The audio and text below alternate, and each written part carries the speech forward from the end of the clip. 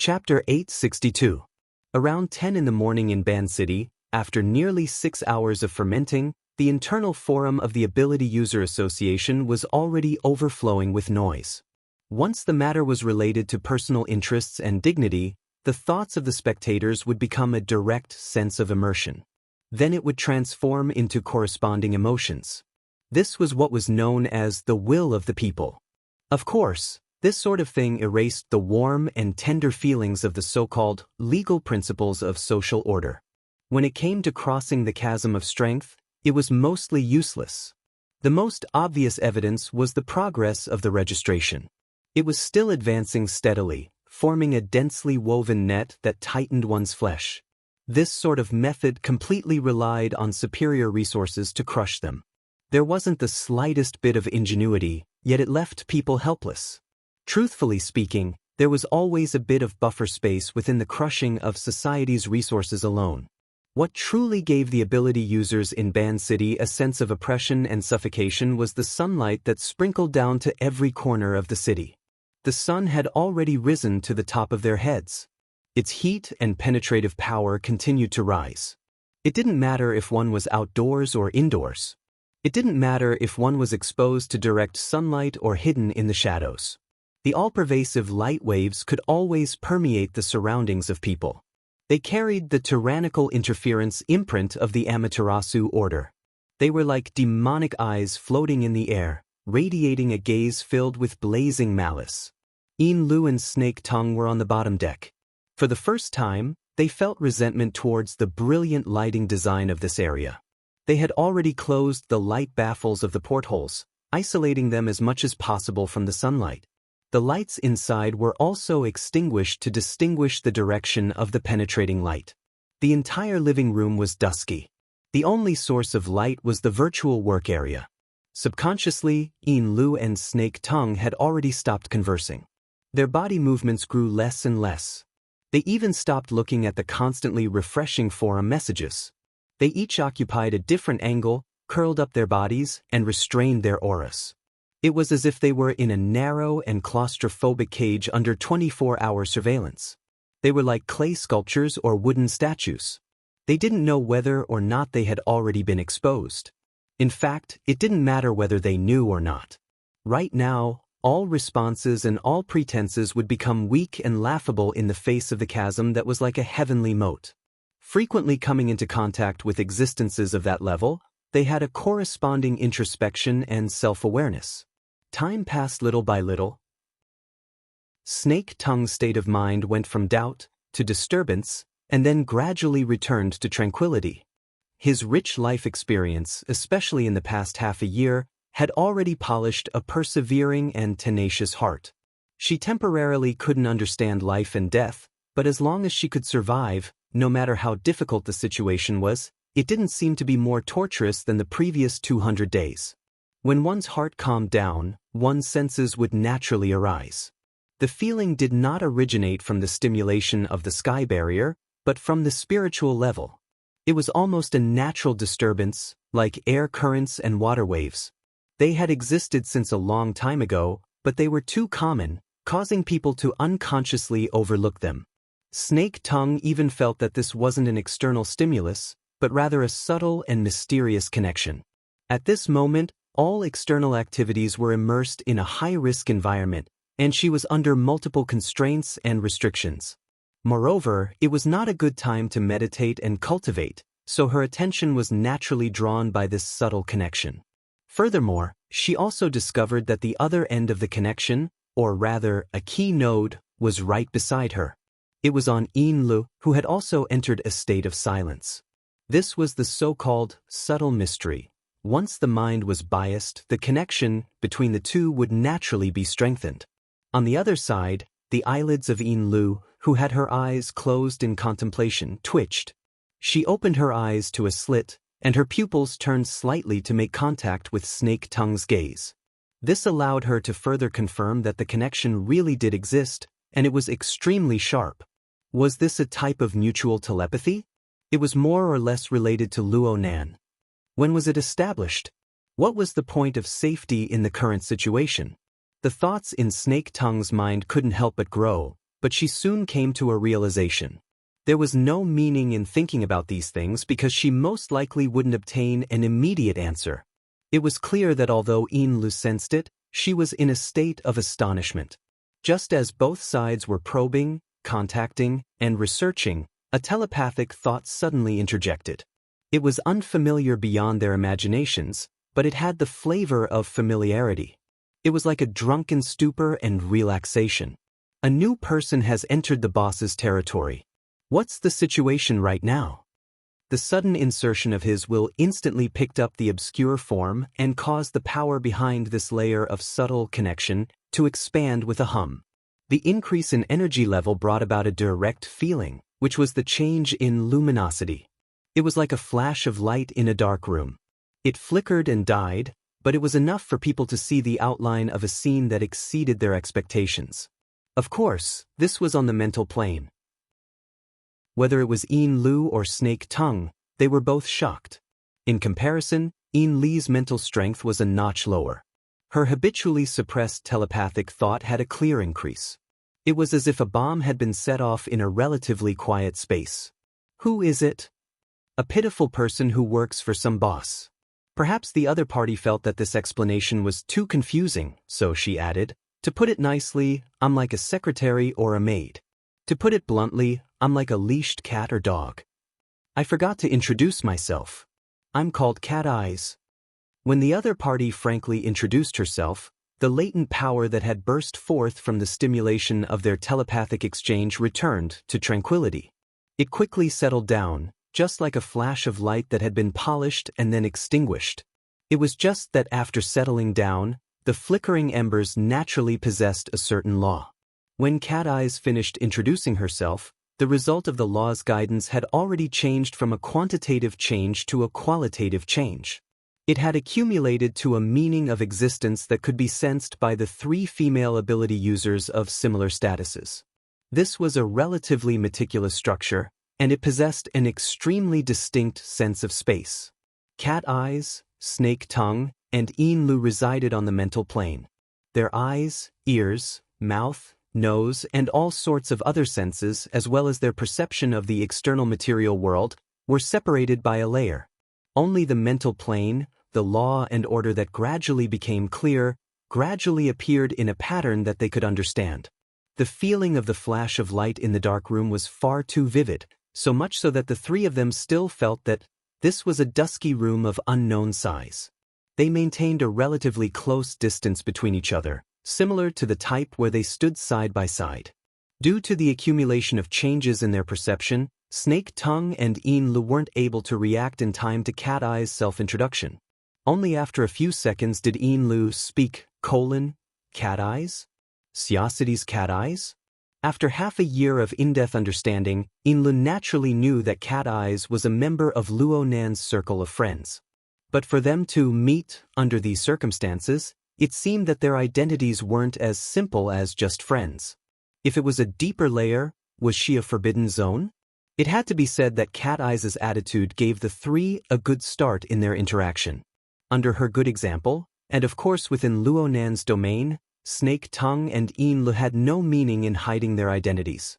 Their self-introductions naturally came. There was a certain awkwardness in this period of time. After all, their identities and positions were more or less contradictory in the public social network of the inner world. However, Cat Eyes didn't nitpick. Whether it was Lu who came from the Blood Flame Order, who was deeply involved in the Sun Jai intermediary case, or Lu, who was once her mortal enemy, Snake Tongue, who was theoretically missing or even dead, she only clicked her tongue twice. She quickly returned to a more realistic level.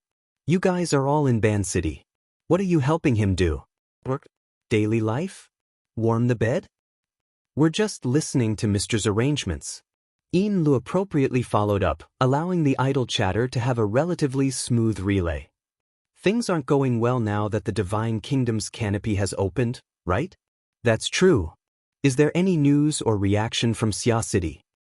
"There's an uproar, but we're just watching the excitement. But looking at your current situation." Cat Eyes snorted twice. "Everyone says that the boss fought a battle with the Amaterasu Order on the Pacific Ocean. Now that he's overcome his calamity and broken through, he's like a flying bird and a jumping fish. But if that's the case, it doesn't seem to be the case? It's a bit complicated. Ian Lee's mood was indeed quite complicated. I understand your feelings, but it's the same as before. I really don't understand what in the world is going through someone's mind. His lordship's previous arrangements were always like this. Snake Tongue joined in as well. Their telepathic communication was a bit more straightforward than usual. It's a mess. But in the end, he's always forcefully rescuing the situation, giving people the misconception that he's unfathomable. Cat Eyes was happy to introduce her experiences to these two latecomers, even though she didn't really understand the current situation. In the past, Cat Eyes often borrowed the living starry sky, the large production line, and other similar mental domain structures to launch a long-distance mental link with Luonan. But those were relatively abstract mediums. It was like facing the void, crossing unexplainable dimensions. But in the current situation, it seemed that there was a solid structure that gathered the souls of the three together. It was like, before they could make a clearer judgment, light and shadow appeared within the empty room. Moreover, it formed into a visual image that could be easily understood. The first thing that appeared was the scenery of a chaotic sky filled with clouds. They could even hear astral winds blowing past, whistling through the air. The sound and color were both present and extremely vivid. In this special stage, Cat Eyes and the other two quickly thought back to the scene from last night. Cat Eyes snorted again. What's going on? A fortress in the clouds, a falling sun, yesterday reappearing? Ian was probably thinking the same thing. On the other hand, Snake Tongue's thoughts had an additional layer. Perhaps this was the cloud world that had trapped her for half a year? As the thoughts of the three deviated, the image that appeared changed. In the depths of the clouds, rules and laws were vaguely visible within. As the astral winds blew, the surrounding clouds dispersed. However, there were also a few strands of yarn that were entangled with the enormous creation within. Under the interaction of the two, a silhouette was gradually revealed. Oh, it really is. The scene that appeared before the eyes of the three was clearly a fortress formed from clouds. Even though the background was a vast azure sky, it still towered majestically, especially its connection to the surrounding clouds. It was as if a cloud that covered the horizon was fluttering and fluttering. The rules were built within, causing the clouds that filled the sky to be immersed in laws even as they unfolded and flew. It was simply like a military line that could be retracted and retracted freely. In fact, it wasn't just the outer layer. The cloud fortress that served as the base of the image was also constantly changing. Every region in the depths of the condensed, seemingly substantial clump of clouds had minute changes. This was reflected in the basic silhouette. There were also slight adjustments. After looking at it for a long time, the scale of time became a bit blurry. It was as if they were appreciating the effects of a time-lapse photography. The endless flow of time and the changes of a macroscopic perspective were compressed into a scale that they could understand. The special effects are pretty good. I can't see anything deeper than that. Cat Eye's evaluation was basically the consensus of the three. From the looks of it, the image displayed was still a certain distance from the real world. It was as if the three of them were in a movie theater, watching the image displayed on an enormous screen. If one were to lower their expectations, it could be considered more realistic. But if one were to use a harsh attitude to evaluate it, there was a barrier called reality between them and the image. The boss called us over for the sake of letting everyone watch a movie and relax. It's also possible that he's teaching us live. When considering Luo Nan's temperament, as well as the fact that they couldn't relax in Ban City, Cat Eye's second half of her judgment was quite agreeable. The three of them were all observing and pondering. The large screen in front of them was playing what seemed to be a large-scale production, but it still lacked an immersive experience. It was as if the three of them were sitting in a traditional movie theater. They interacted with each other under the dusky lighting. They could only see the blurry silhouettes of each other, but they were unable to see any further details. This sort of analogical experience made it easier for them to adapt to their current environment. It allowed their communication to become smoother. Lu shared her new feeling. It seems like there's something else inside the cloud fortress. Where is it? There's a bloody glow in the middle. Is there? There isn't? Lu was very baffled. Her current mental state was also very baffled. Her mind was naturally divided into two parts. One part was communicating with people in the movie theater that was neither real nor fake, unable to see through the bewilderment barrier. The other part was stationed in the Abyss District. It was closely connected to the structure of the Blood Soul Temple in the Abyss District, forming a transparent high-level clairvoyance. The two parts of her mind didn't conflict. They were both real and real. Gradually, she could feel the structure of the Blood Soul Temple in the Abyss District. There existed a rather rhythmic warped undulation. This caused her mind to sway, and she was quite pleasantly surprised. It was probably because this feeling was very familiar. She would come back to it from time to time in the past half year. According to Mrs. Halder, this was someone's usual experimental method. The foundation of the Blood Flame Order was essentially nothing more than a set of experimental products for that person. As the deputy first oblatum of the order, it was actually a bit difficult for Lu to adapt to this rhythm. But under the current circumstances, this distortion that affected the foundation of her extraordinary strength was like a gently swaying swing. It brought her along to leisurely sway. Everything was out of her control, but it was inexplicably safe and secure. The thought appeared in the movie theater. Before it could completely take shape, Cat Eyes let out a whoa from the side. There really is one. The background of the image of the blue sky and white clouds suddenly had the color of blood spread out. Moreover, it appeared at the center of the mist fortress that Lu spoke of. The newly emerged elements possessed a very strong sense of space. It was as if they had entered another world through a hole in the depths of the mist. There were towering rocks and flowing bloody light. Below it was a hot lake of lava, and above it floated turbid clouds and lightning. It was malevolent and terrifying. It was similar to the demonic realm's ghost prison. Within the movie theater, one could even hear the muffled sounds of lava boiling and flowing. Lee's mind finally became confused. She couldn't distinguish the relationship between the structure of the Blood Soul Temple in the Clear Abyss District and the image of the Blood Soul Temple in front of her. She subconsciously muttered to herself, "The Blood Soul Temple?" Before Cat Eyes and Snake Tongue could react to this, a living creature with wings suddenly emerged from the chaotic cluster of clouds. It was accompanied by a long and hoarse cry as it charged out. Its shape was similar to a prehistoric pterosaur. It had a sharp beak, a thin neck, long wings, and a thick tail. Its entire body was featherless and covered in scales. The most astonishing thing was that these things were actually in groups. When the leader appeared, a dark mass of people followed behind, stacking upon each other. Amidst the clamorous cries, they spat out a large amount of acid. It was like a violent gale and a sudden shower of rain that rolled down. The cloud was wrapped in acid rain. Suddenly, lightning flashed and thunder roared. Amidst the crackling sounds of exploding lightning, a group of beetles resembling a black cloud appeared. It was unknown how many thousands or tens of thousands of them buzzed out. What followed was an absurd amount of meteors that were thrown down. However, halfway through, one could see that each and every one of them had their limbs bunched up.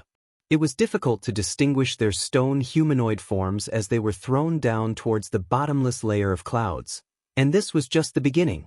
In a few breaths of time, there were countless waves of marvelous creatures that appeared from within the cluster of clouds and lightning. Behind them, there were even man-made flying machines and large mechas rushing out. Occasionally, there would be a few illusory human figures whose faces could not be seen clearly. They either spiraled in the air, dropped down at high speeds, or attacked each other. They occupied the entire screen of the image. The three female ability users in the movie theater seemed to be watching an absurd fantasy war film. It also seemed as if they had fallen into some absurd dreamland.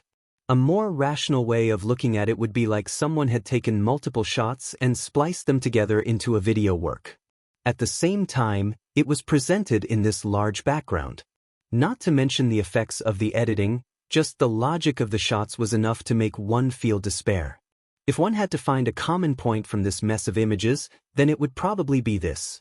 Every image of an existence manifested an extraordinary power. Moreover, every power seemed to be rather out of the ordinary. This was especially true for the few illusory human figures that pierced out from the back. Most of them were only wrapped in a single layer of armor. Some of them even wore unlined clothing and were unarmed. Yet, every movement they made pierced through the sky and collapsed the clouds. They roared through the wind and thunder. It was as if they were gods manifesting themselves. Cough. It should be said that everyone was an extraordinary. The image of Cat Eyes in the movie theater very naturally assumed a posture of supporting her chin with her legs crossed. Your Blood Soul Temple is actually a summoning class? That's not funny. Not to mention the two conversing, Snake Tongue was watching seriously to the side. She was dizzy from watching, but at the same time, she had some strange sensations. She seemed to be able to hear some sort of noise amidst the unbearably chaotic background noise of the fantasy war film. It was extremely muffled and rather chaotic. Most importantly, she was unable to find a corresponding scene in the movie playing. She practically believed it to be a tinnitus illusion. But where did the tinnitus come from within the framework of Luo Nan's mental domain? Once the sensation was born, it was like maggots attached to the bones. It lingered and refused to disperse. Did you hear anything? Cat Eyes suddenly changed the topic. Snake Tongue could feel that the telepathic connection between the three of them still existed. Some strong thoughts would be sensed by the other two even earlier than the modified thoughts of communication. The three of them still needed some time to get used to this sort of communication method. It was easier for them to reach a common understanding, realize sharing, and even form a resonance. Correspondingly, the feeling naturally multiplied. There was no more conversation after that, but the extra noise that was like maggots attached to the bones grew clearer. Unknowingly, the thoughts of the three sunk downwards. In this bizarre movie theater, it was tantamount to listening attentively. Buzz buzz buzz. Boom boom. The noise was mixed with director Luo Nan's special visual effects. There seemed to be a certain rhythm to it. It was quite familiar. But probably because they were quite nervous, the three of them had a mental barrier. They were unable to distinguish it for a time. In the end, it was Cat Eyes who laughed in spite of herself. She eased the atmosphere. The viewing environment of this movie theater opened by the boss isn't too good. These words were like a cold blade that had been unsealed. It streaked across the hearts of the three. There's someone else? It was very normal for there to be other people in the movie theater.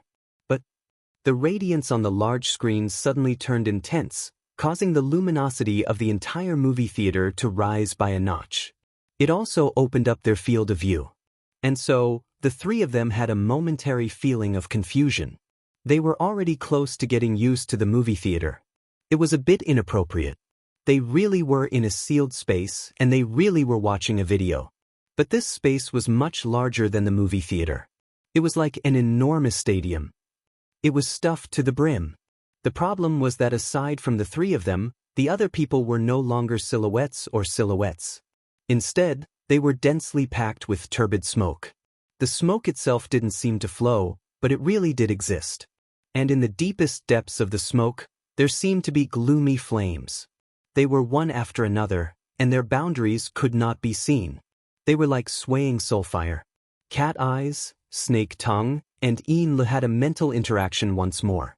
Their blood ran cold. Inside the movie theater.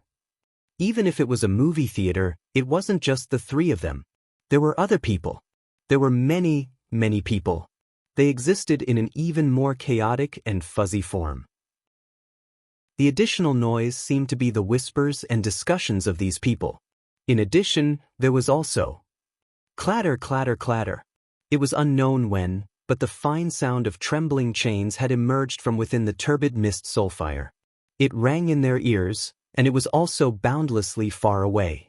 If one were to carefully experience it, it would seem as though the chains were probing out from the depths of their souls. One end was locked, and the other end was connected. They were connected to a boundless and enormous net of chains. Every person within the movie theater, regardless of whether they were complete or incomplete, was a tiny node in this enormous net. This. Cat Eyes clearly recalled the nightmare from a few days ago. This memory was conveniently shared with the other two, and the corresponding emotions were transmitted back. Her willpower was trembling unconsciously. The structure before her eyes was becoming more and more different from the movie theater. It was to the point that a more suitable name was given: an altar. An enormous altar. An innumerable number of believers surrounded the surroundings, attentively watching the chaotic image in the center, or perhaps it could be called a miracle. They also offered their souls to the miracle. The power of the sacrifice transformed into invisible flames that resonated with the miracle on the altar. It provided energy and also refined the images, allowing the gaps to be mended and naturally transition until they became one. Within the space of the altar, there were millions and millions of souls. The chains connected, sacrificed, and smelted, forming a complete closed loop. This was no longer a movie. The vivid and lifelike images and inconceivable scenes were merely embroidery that floated on the outer layer of true power. As the power trembled, it seemed to exist in the form of a living being. As for what the deeper nature of this power was, just below the trembling embroidery, a ferocious shadow suddenly appeared. Although it was only half a body, one could already see the ugly appearance of a human face, an arachnid body, and 6 different colored pupils. The instant this demonic shadow appeared, the surroundings of the entire altar seemed to be burning with a layer of raging flames. The flames scorched the mind and scattered fear. It was as if all the destructive power within the chaotic image in the center was projected onto the plane of reality. But it was only as if. The malevolent demonic shadow arched its body halfway out when a foot stomped heavily on its back. A complete and familiar silhouette of a human stepped on the arachnid demonic shadow, appearing within the vision of the consciousness of the 3 clear-headed people. Luonan. The embroidery of true power trembled even more violently. It was thanks to them that the body of power, which was originally invisible and unfathomable, had vaguely transformed into an enormous cloak. It encircled Luonan's body, conforming to the marvelous rhythm of Luonan's existence as it trembled and tumbled. They could only see that Luonan was the core of the cloak, but they could not see where it extended to. Luonan created all of this. He dominated all of this. He obtained all of this. He was at the center of the cloak. He was at the center of the altar. He was at the center of the entire system. He controlled and bore the weight of all of this. Therefore, he naturally became the focal point of everything. He did not look in any direction. He was like a statue of a god worshipped in a temple, watching over everyone. Cat Eyes could feel that the other two had already assimilated into the scene. Although they had entered later, they were more receptive to this scene than she was. Perhaps this was how the Luonan in their hearts should be? But she thought about their first meeting a few months ago.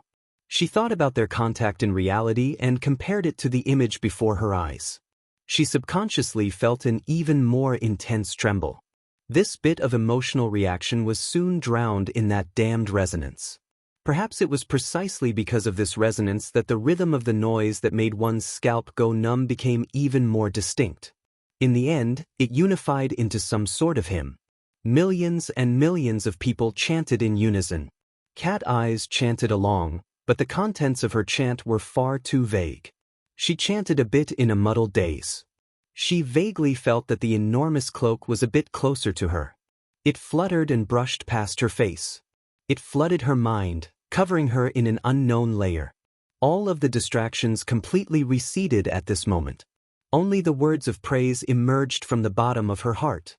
They curled up like smoke as they rose unhurriedly. My heart is a prison, my heart is a furnace. My heart is a mirror, my heart is a nation. Chapter 863. Snake Tongue sank into a dream that was hard to wake up from. She was originally at the side of the enormous altar in the movie theater, resonating with the countless believers and praising the inconceivable Lord.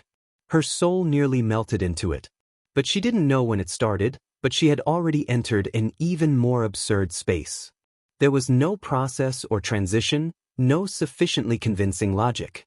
It truly was like a dream. But this dreamland was becoming more and more real. Snake Tongue seemed to have arrived at a battlefield filled with endless cannon fire. That's right, it was a battlefield. The logic of the dream was rapidly becoming complete, giving her an incomparably deep and conclusive impression. She had sunk into the center of the chaotic war zone. She was surrounded by impregnable fortresses. Rumbling war machines could be seen everywhere. Countless soldiers, wearing exoskeleton armors, operated fighter aircrafts, shuttles, and large-scale mechas. They were currently engaged in a selfless slaughter. As for their enemies, they were extraordinary life forms similar to mutants. Many of them were once elements of the movie theater in front of her. There were also some that were simply the giant bloody apes flying back and forth in the cloud world. The battle between the two sides was so intense that Snake Tongue couldn't avoid being drawn in. She couldn't even tell who was friend and who was foe. She was only driven by some unknown power. She confronted every threatening target that appeared in her surroundings and was killed. It was that simple. Snake Tongue's strength was too mediocre in this battlefield. The most frightening thing was that she couldn't keep up with the rhythm of the war. As a Cursemancer, she wasn't used to this kind of chaotic, intense, and tornado-like killing situation. It was as if she had sunk into an enormous meat grinder. The gaps she could survive through were narrow and cramped. The slightest bit of carelessness would cause her to be crushed into meat paste. After the pain of death passed, she would be reborn in a different location on the same battlefield and once again sink into an endless battle. At first, Snake Tongue was at a loss. What was going on? What kind of logic was this? But later on, she was killed so many times that she didn't have any room to ponder. This was because even if it was a dream, the pain she felt at the moment of death was so real that it made one shiver. Beheading, piercing the heart, chopping the waist, dismembering the corpse, incinerating it, corroding it. In the meat grinder of the battlefield, the death that Snake Tongue had once abandoned her dignity and self to avoid came in different forms. There was only the strong and the weak. There was no way to avoid it. Even though the endless rebirths had partly reduced the horror between life and death, the instincts of life still made her try her best to avoid such an ending. She fought with other people and defeated the enemy, but it would not take long before she was killed again and had to experience a new way of death. Death might be like a dream, but the pain was accumulating. Perhaps when things reached an extreme, they would turn in the opposite direction. When people were too numb, they would eventually gain calmness. She didn't know how many times she died, but in a split second, Snake Tongue suddenly had an epiphany. At that time, when she was in a state of chaos between life and death, a beam of light pierced through her and made her whole body transparent. She shivered subconsciously. Then what she sensed was not only the noisy and bloody battlefield, but also a pair of cold and penetrating eyes. The eye was embedded in a corner of this dreamscape. It could even be said that the entire dreamscape was the embodiment of the eye. That's right. The eyes were coldly watching her struggle for her life, displaying everything she had learned and revealing every trump card she had. They were also watching how much her flesh and skin could withstand, and how she would collapse and decay. Just like that, Snake Tongue was seen through from inside out. Snake Tongue was no longer confused. It was Luonan. She didn't know when it started, but all the inconceivable things she encountered were inextricably linked to Luonan. And as long as she had this central axis, all logic would be straightened out. Snake Tongue suddenly understood her current role. A test subject tied to the table. She didn't have any strength to fight back. She could only watch as the cold boy reached over and cut open her clothes, skin, and all her barriers and defenses. The cruel battlefield was the operating table. Luonan used this method to strip her, dismember her, and dissect her. He took apart every inch of her flesh, every organ, every bone, and every nerve. He tested the process of them twisting, deforming, and falling apart under different conditions. Then he reassembled and reassembled them. He even smeared oil and waxed them. He preserved and maintained them. He waited for them to recover to their original state before throwing them into a new round of experiments. This was how Snake Tongue felt. She struggled and fought within this absurd dreamland. But in the more realistic dimension, she just let Luo Nan do as he pleased. She didn't have the strength to fight back. Luo Nan used this method to understand the limits of her fleshly body, the limits of her mind, and some details that even she herself didn't know about. The sudden realization was unable to alleviate any of the pain. Instead, it made her feel even more despair because of the clarity. Snake Tongue didn't know how long this experience would last. She was going to collapse. She was really going to collapse. Even if it was a nightmare, even if she clearly knew it was a nightmare, thousands of reincarnations had already crushed the barrier of her will. Snake Tongue wanted to beg Luo Nan, but no matter how she struggled, whether it was bitter tears or mournful moans, it was all meaningless. Her cries and screams were unable to reach Luo Nan at all. In this moment, she understood the distance between an ant and a god more than any other time. In a certain sense, this made her feel even more despair than the endless pain. Later on, Snake Tongue even began to envy the soul fires that once sat side by side with her under the altar, buzzing in praise. She would rather become a chaotic and ignorant soul. She didn't have any extravagant desires, nor did she pursue the meaning of herself. She just attached herself to Luo Nan's system. She only wished to be able to escape this cruel torture and the despairing reincarnation. This thought was like a highly corrosive poison.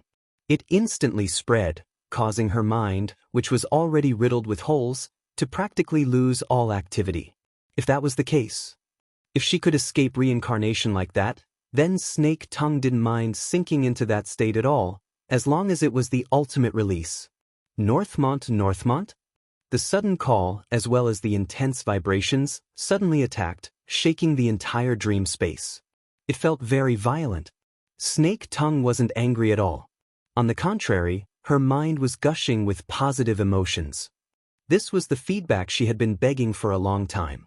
Finally, someone responded to her, called out to her, treated her as a normal person, a life on the same level. This scene was like someone tossing a lifeline to her when she was about to drown in deep water without a speck of light.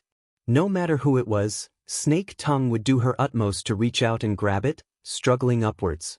A second later, the barrier between dreamland and reality shattered with a rumble. Snake Tongue suddenly opened her eyes. What entered her eyes was dusky darkness, followed by a chaotic burst of colorful light. Countless complex remains of the barrier were mixed within. The elements of reality and unreality were mixed together, forming an inexplicable flood of information. It crushed through the depths of her brain and heart. After no less than 5 seconds, Snake Tongue found her own logic. She was finally able to clearly distinguish the blurry silhouette of Yin Lu in front of her. In the next 3 to 5 seconds, she could feel the touch of the tatami beneath her, the structure of the wall behind her, and the sound of flowing water in the outer layer.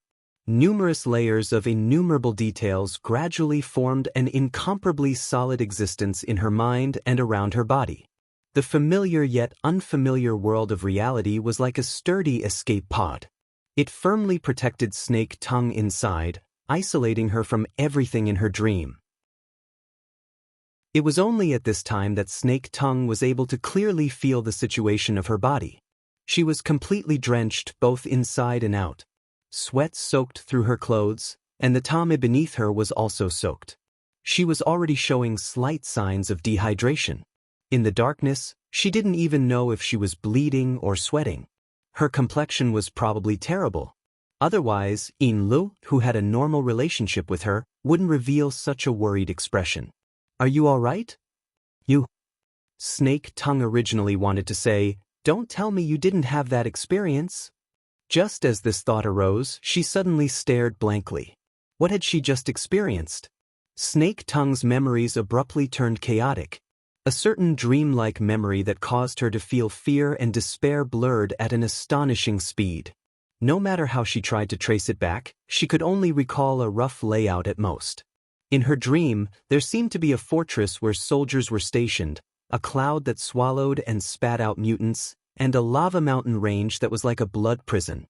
They existed together, but they also conflicted with each other. Together, they constructed a chaotic world. As for herself, she seemed to be trapped inside. She had experienced a past she couldn't bear to recall. As for the concrete details of the process, she couldn't remember them. The injury that might have existed was buried deep within that chaotic dreamland world. It also sunk into the depths of her heart.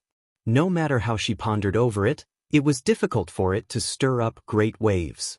The only thing she could be sure of was this: what had she really experienced? Oh, there was also that Lu probably didn't have such an experience. Jealousy involuntarily rose in Snake Tongue's heart. Yet she still had to thank Lu for waking her up from that mysterious and terrifying nightmare. Her chaotic and complicated thoughts tangled together, causing her to be sluggish and dazed for a time.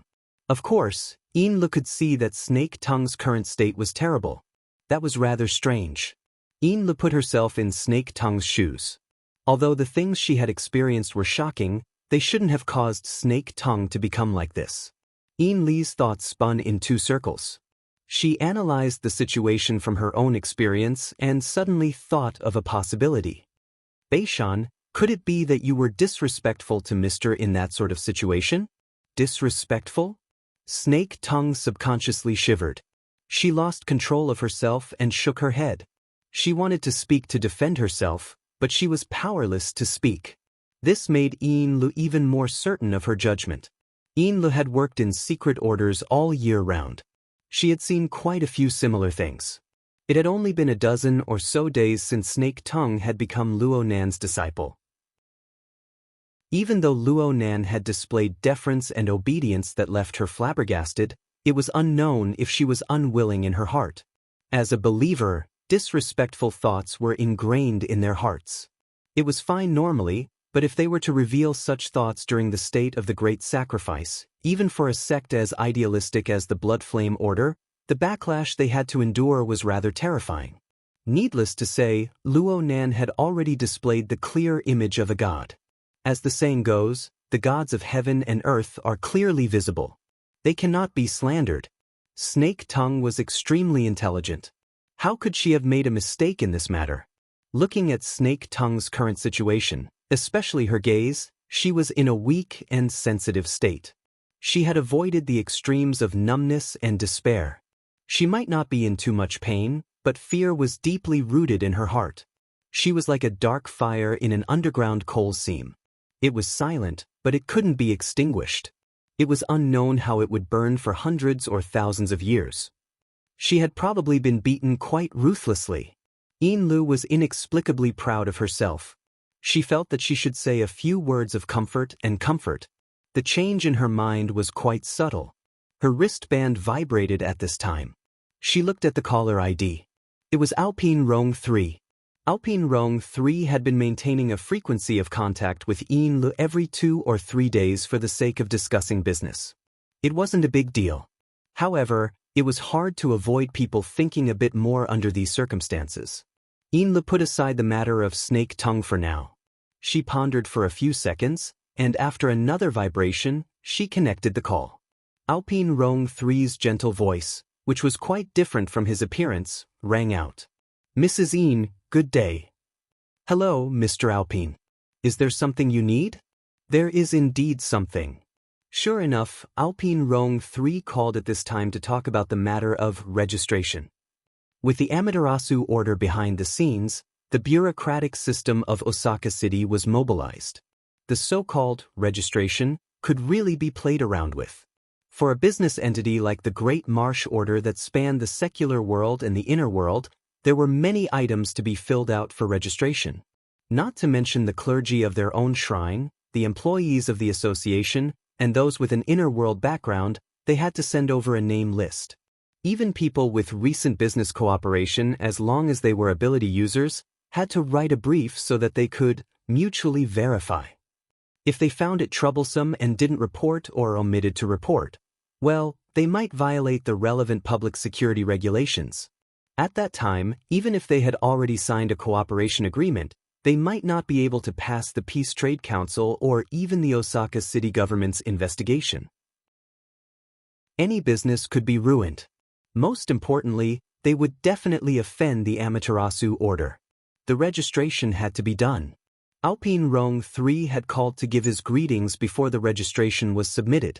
He also wanted to see if there were any inconveniences on Yin Li's side so that they could both be aware of each other. Yin Li couldn't tell them if there were any inconveniences. She could only calmly express her understanding. She didn't forget to worry for Alpine Rong 3. It's just that there are quite a few people in the processing plant. Do they all have to be registered? Alpine Rong 3 sighed a few times.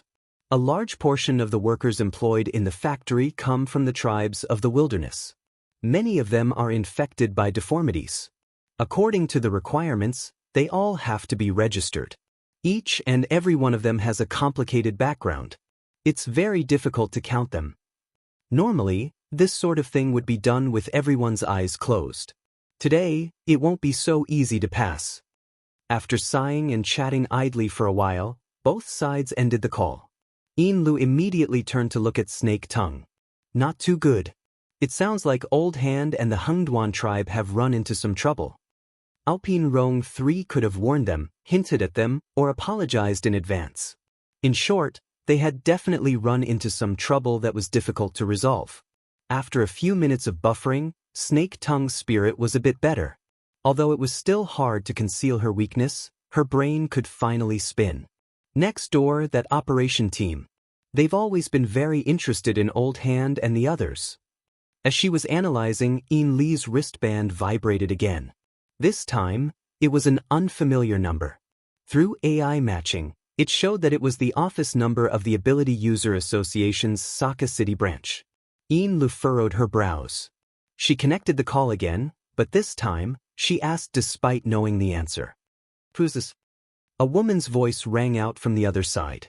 There were no fluctuations in emotion. She spoke in a businesslike manner.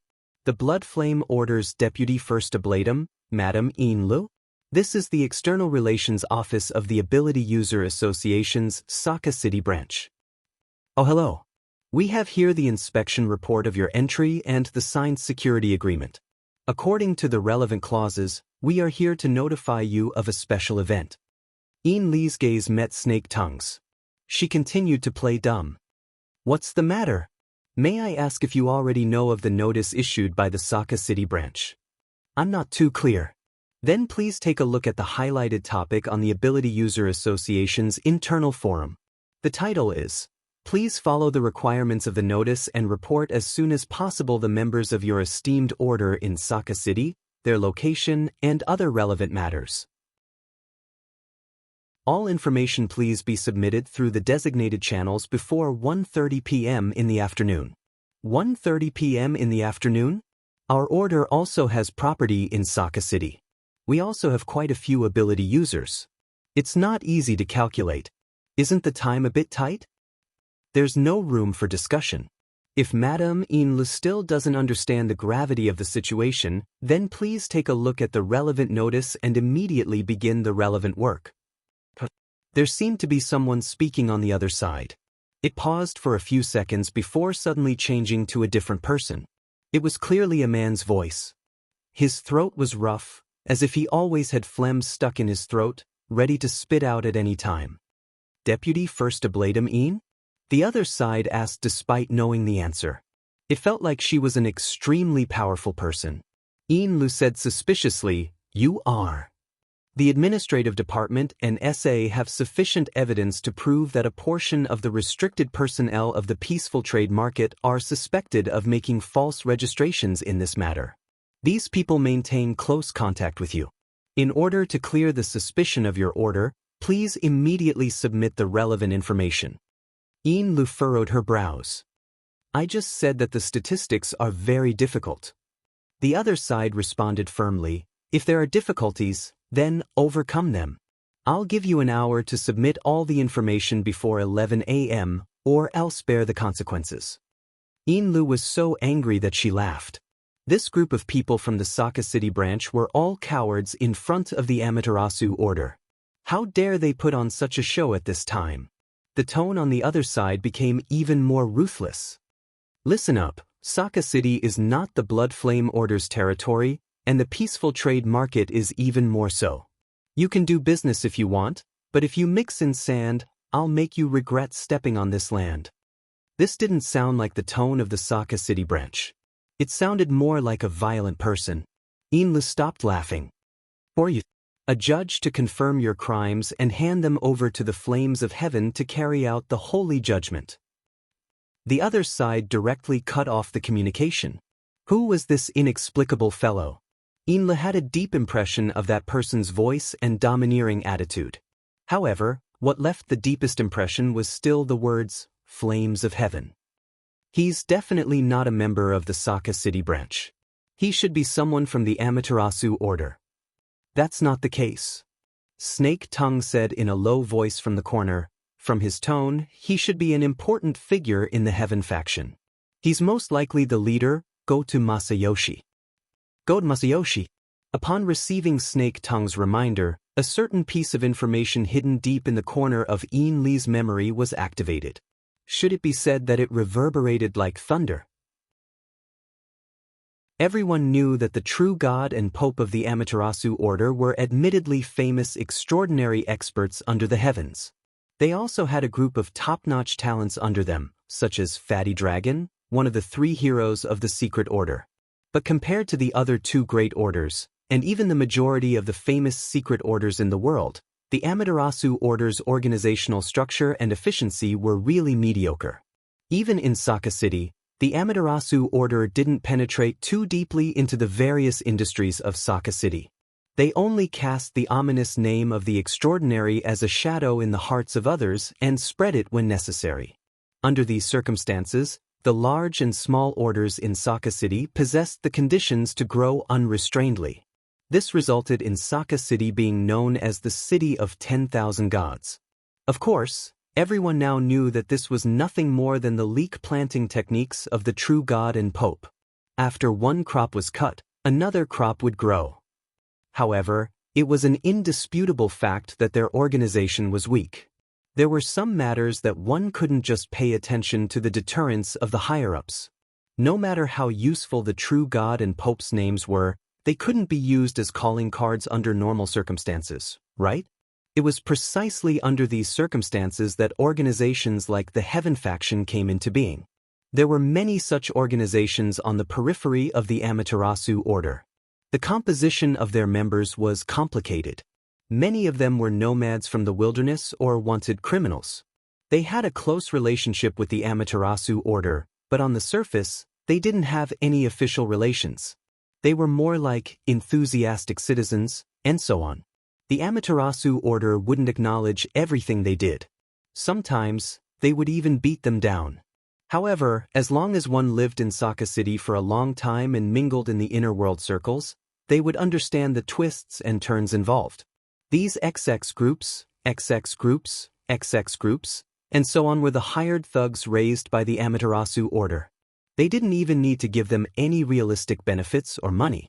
As long as they lent them the tiger skin of the Amaterasu order and provided a few key people with the extraordinary power of the Fuso tree great divine treasure, as well as the true meaning of cultivation, there would naturally be countless ability users who would pounce on them like flies chasing after a smell. To be able to stand out in this group of organizations, Go-to Masayoshi's Heaven faction naturally had its own extraordinary aspects. Snake Tongue had a rather good understanding of this person. Go-to Masayoshi is the Saka City branch's Deputy Secretary General and a director of the Equal Trade Association. It's said that he also has a position in the LRF. Inlu said curiously, he doesn't seem like someone who's smooth and slick. Of course, he's more like a mad dog that can't be provoked. Currently, the leash is in the hands of the Amaterasu order. Without a doubt, this was a vicious dog raised by the Amaterasu order. It was a knife in the hands of the Pope and the true gods, the kind that could be thrown away at any time. Even Go-to Masayoshi himself should understand this point. However, this was a guy who was deeply addicted to gambling. He used the time in the hands of the Pope and the true gods to put on enough tiger skin for himself. He also possessed the corresponding strength and status. It was this kind of guy. Once he set his mouth, he wouldn't let go until he tore his target to shreds. This kind of organization, this kind of guy, was very compatible with the current environment. They turned the absolute superiority of the Amaterasu order in Saka City into a substantial threat that was pressed against everyone's throat. Iin-Lu could almost hear the snoring sound coming from the throat of the vicious dog. She already had a headache before they even started fighting. In such a short period of time, Iin-Lu also couldn't think of a suitable solution. At this time, an internal communication call came in. It was from Captain Kurwashi on the front deck. As Iin-Li's most capable subordinate in Saka City, this senior retired officer reported with some worry, "The authority of the yacht has been cut off. If we can't get the follow-up permission from SA, the yacht can't even drive out of the passenger terminal." As an ability user, no one expected to rely on a yacht to do anything. However, this was undoubtedly a warning, and a very impolite one at that. Iin-Li's face sank. She seriously thought for a few minutes. Finally, she decided to call Ryoso Okuhira again to understand the situation. In fact, she wanted to call the veteran directly. However, the status of the two sides was still a bit unequal. No matter what happened to the veteran, if they were caught talking to each other, it would be hard to avoid suspicion that they paid more attention to the veteran, although this was the truth. Iin-Lu didn't want to provide Goto Masayoshi with a bargaining chip to threaten him. The call to Ryoso Okuhira didn't go through immediately. However, 30 seconds later, the other side sent back a video call request. Iin-Lu felt a bit strange. However, she still chose to accept it. Of course, before that, she didn't forget to turn on the lights in the living room. "Mr. Okuhira?" Just now, Iin-Lu forcefully swallowed back the words she wanted to say. Because in the projection screen, not only did the ugly but familiar face of Ryoso Okuhira appear, there was also a man who was almost 2 times thinner. His skin was deathly pale, like a skeleton. This guy who looked like a drug addict maintained a rather intimate distance from Ryoso Okuhira. He grinned and said, "Ms. Iin-Lu, right? Unfortunately, I caught evidence again. You secretly colluded with your business partner to confess. Don't explain. I gave you an hour. In the end, you did these meaningless things. This is disrespect to me." She didn't need to look at this face. Just by listening to the greasy throat that seemed to be filled with phlegm, Iin-Lu knew who the person in front of her was. The mad dog with many layers of tiger skin, Goto Masayoshi. The real contact, Ryoso Okuhira, expressionlessly stood at the side. He didn't give Iin-Lu any hint. Or, it could be said that his iron-like face was the most obvious hint. Goto Masayoshi grinned a bit more. "Ms. Iin-Lu, you really are a beauty. This makes my mood a lot better. I don't mean to be disrespectful. I'm just stating the truth. Otherwise, I wouldn't even say a word more.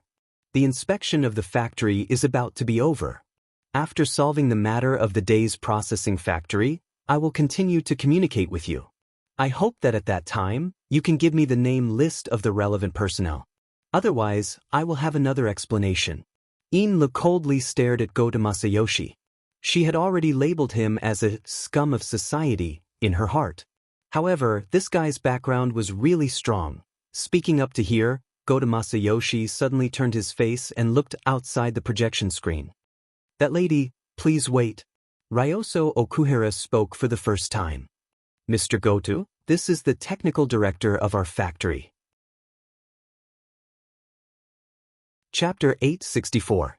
The veteran held a Nyogue's rib and placed it in front of him, observing the curve of the bone after deep processing. The laser ruler of the auxiliary instrument drew one node after another on the surface of the pale yellow bone, and marked the errors down to the micron. As usual, he patrolled the workshop and acted as a quality inspector, spot-checking at any time. His standards were strict, almost harsh. This one is useless. Since it was useless, the veteran was no longer careful. He held the end of the Nyogue's rib with one hand and felt that it was quite comfortable. He exerted strength in his wrist and used the rib as a pointer, whipping the workbench. "Last night, because of your crude skills, I almost lost my face in front of Mr. Emo. His design, his process, all he needs is your skills. If you can't even do this well, even if you have the face to accept work, I don't have the face to send myself there." Around him, the workshop workers were relatively stable. Most of them kept their mouths shut and kept quiet. No one said anything. However, the overall environment of the workshop was still relatively noisy. At this time, at least 5 times the normal number of people were arranged in the assembly workshop. More than half of the 100-strong laborers of the Hungduan 7 divisions were stuffed here. The other half were next door. As for the remaining old, weak, women, and children, they had another place to settle. In short, it was separated from both sides, giving people more room for imagination, but also breeding more uneasiness. They couldn't help but worry. The current situation was almost exactly the same as the so-called return of the vagrants, and then being packed up and sent to Ban City. Their fate was still in the hands of others, and they didn't even know whether they would live or die in the future. In the past 10 years, they had suffered 2 similar incidents in a row. Anyone's mentality would collapse. But the more it was like this, the more the veteran had to hold on. He was the spiritual leader of this group of people. Anyone could panic, but he couldn't. He couldn't let everyone waste their energy in the quagmire of negative emotions. Therefore, he secretly clenched his teeth and put up a front.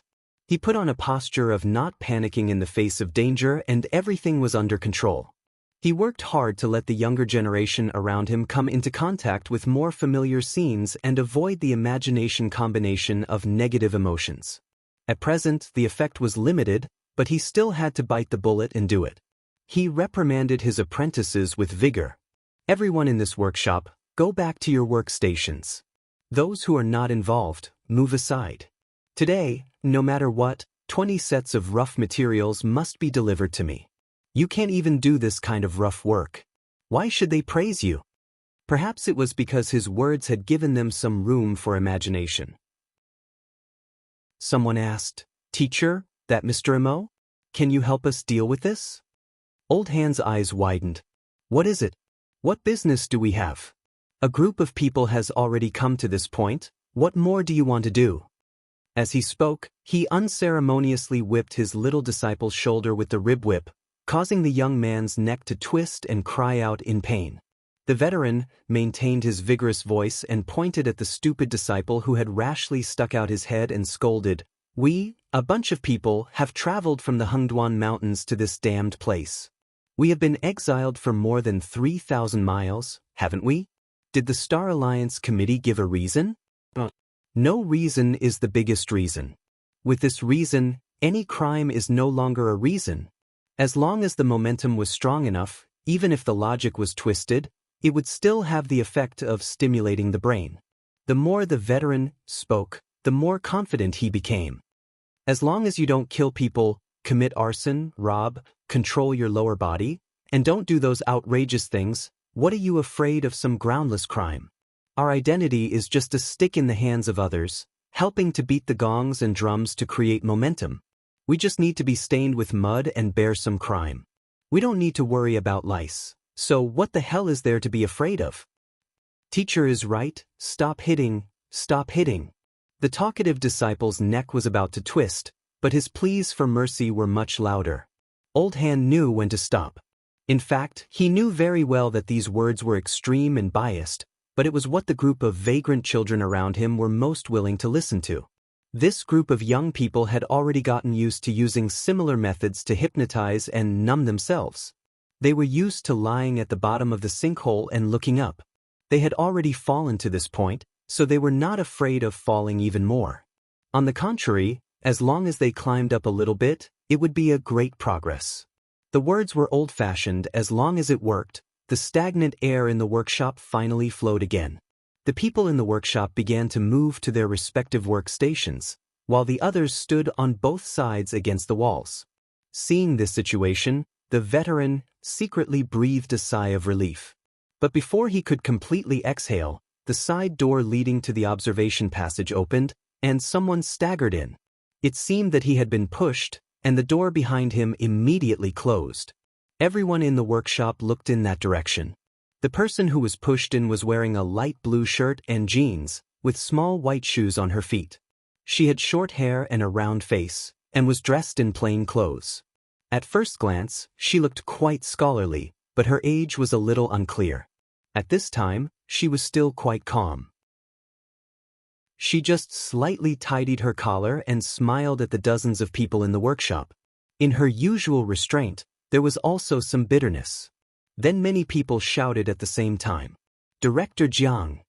Jiang Zhong, why are you here? You're the one who caused all this. You're also locked in here? There were only dozens of people, but they had two different tones when they opened their mouths. Some were concerned, some were sarcastic, especially when they heard the different tones of the people next to them. They even glared at each other. The atmosphere in the entire workshop was no longer stagnant, but it was more chaotic than before. Why are you so noisy? Don't you think it's embarrassing enough?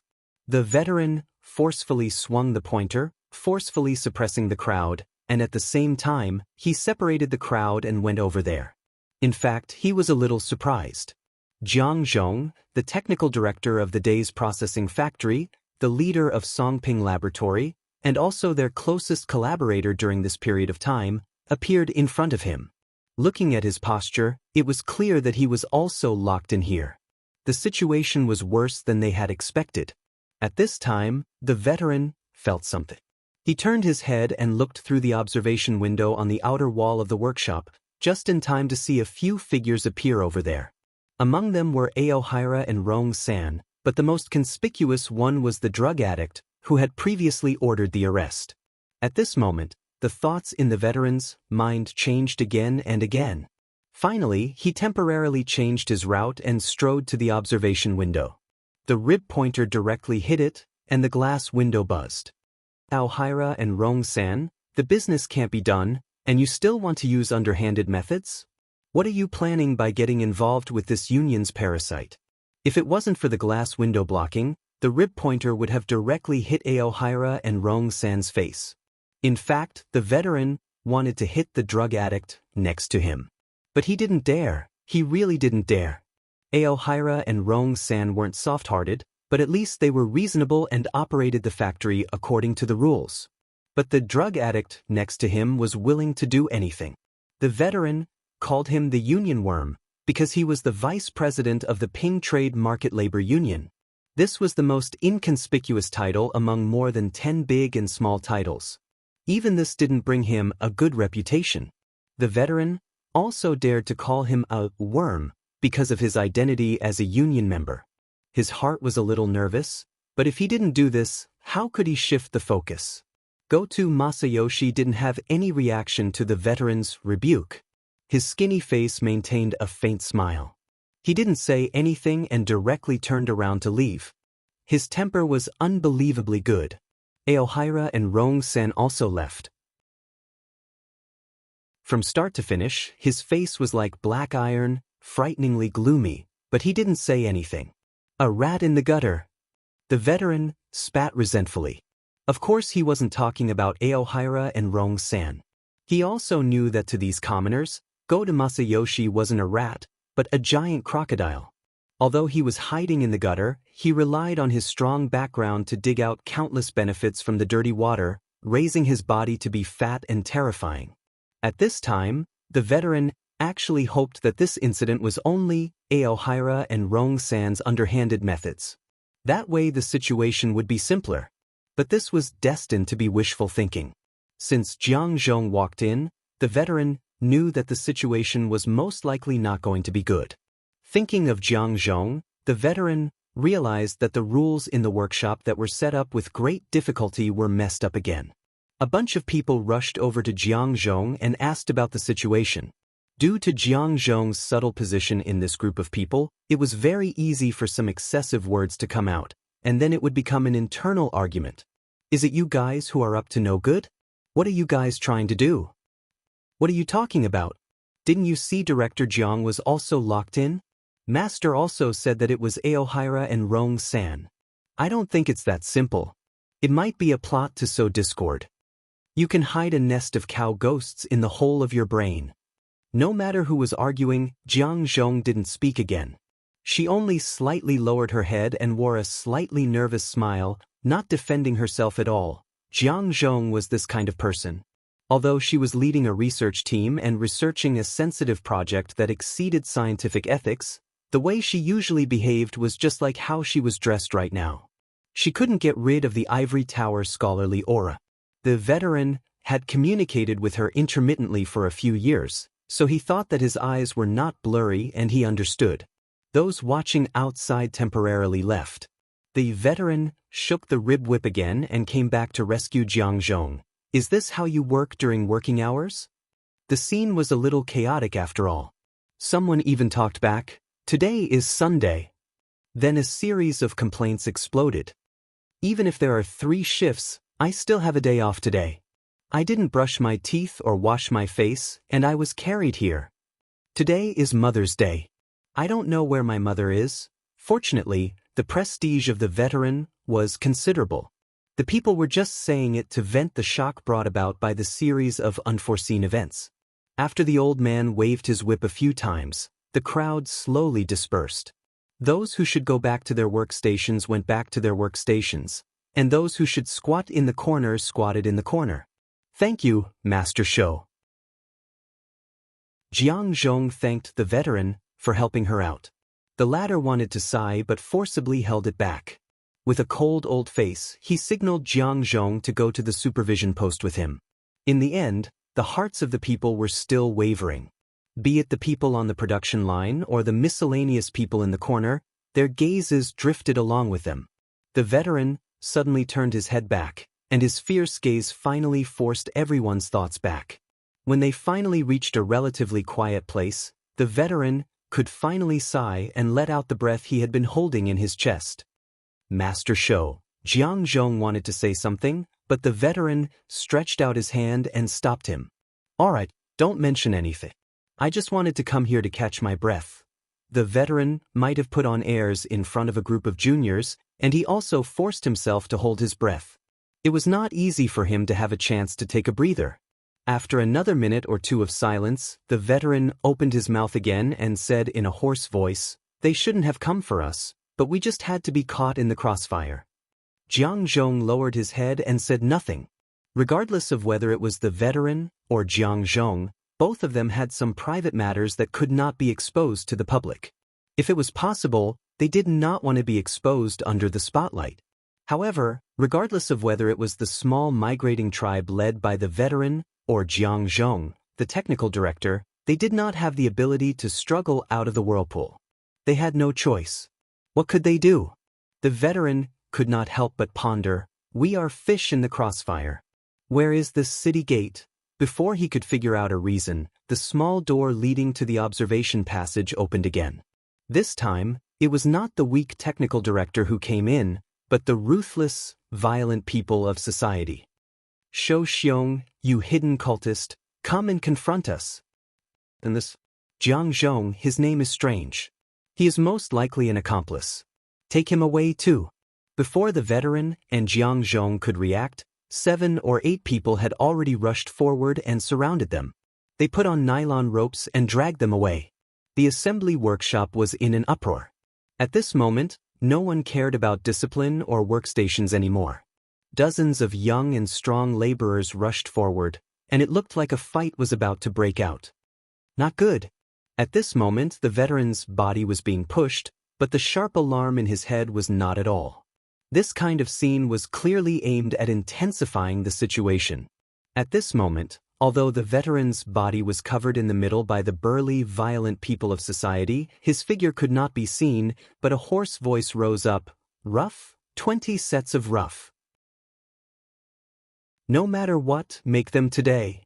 If you can't make them, then you are not worthy of being the men of Hengduan Mountain." Such a scene, such words were extremely absurd, but it was this absurdity that made the hot-blooded young and strong men stunned.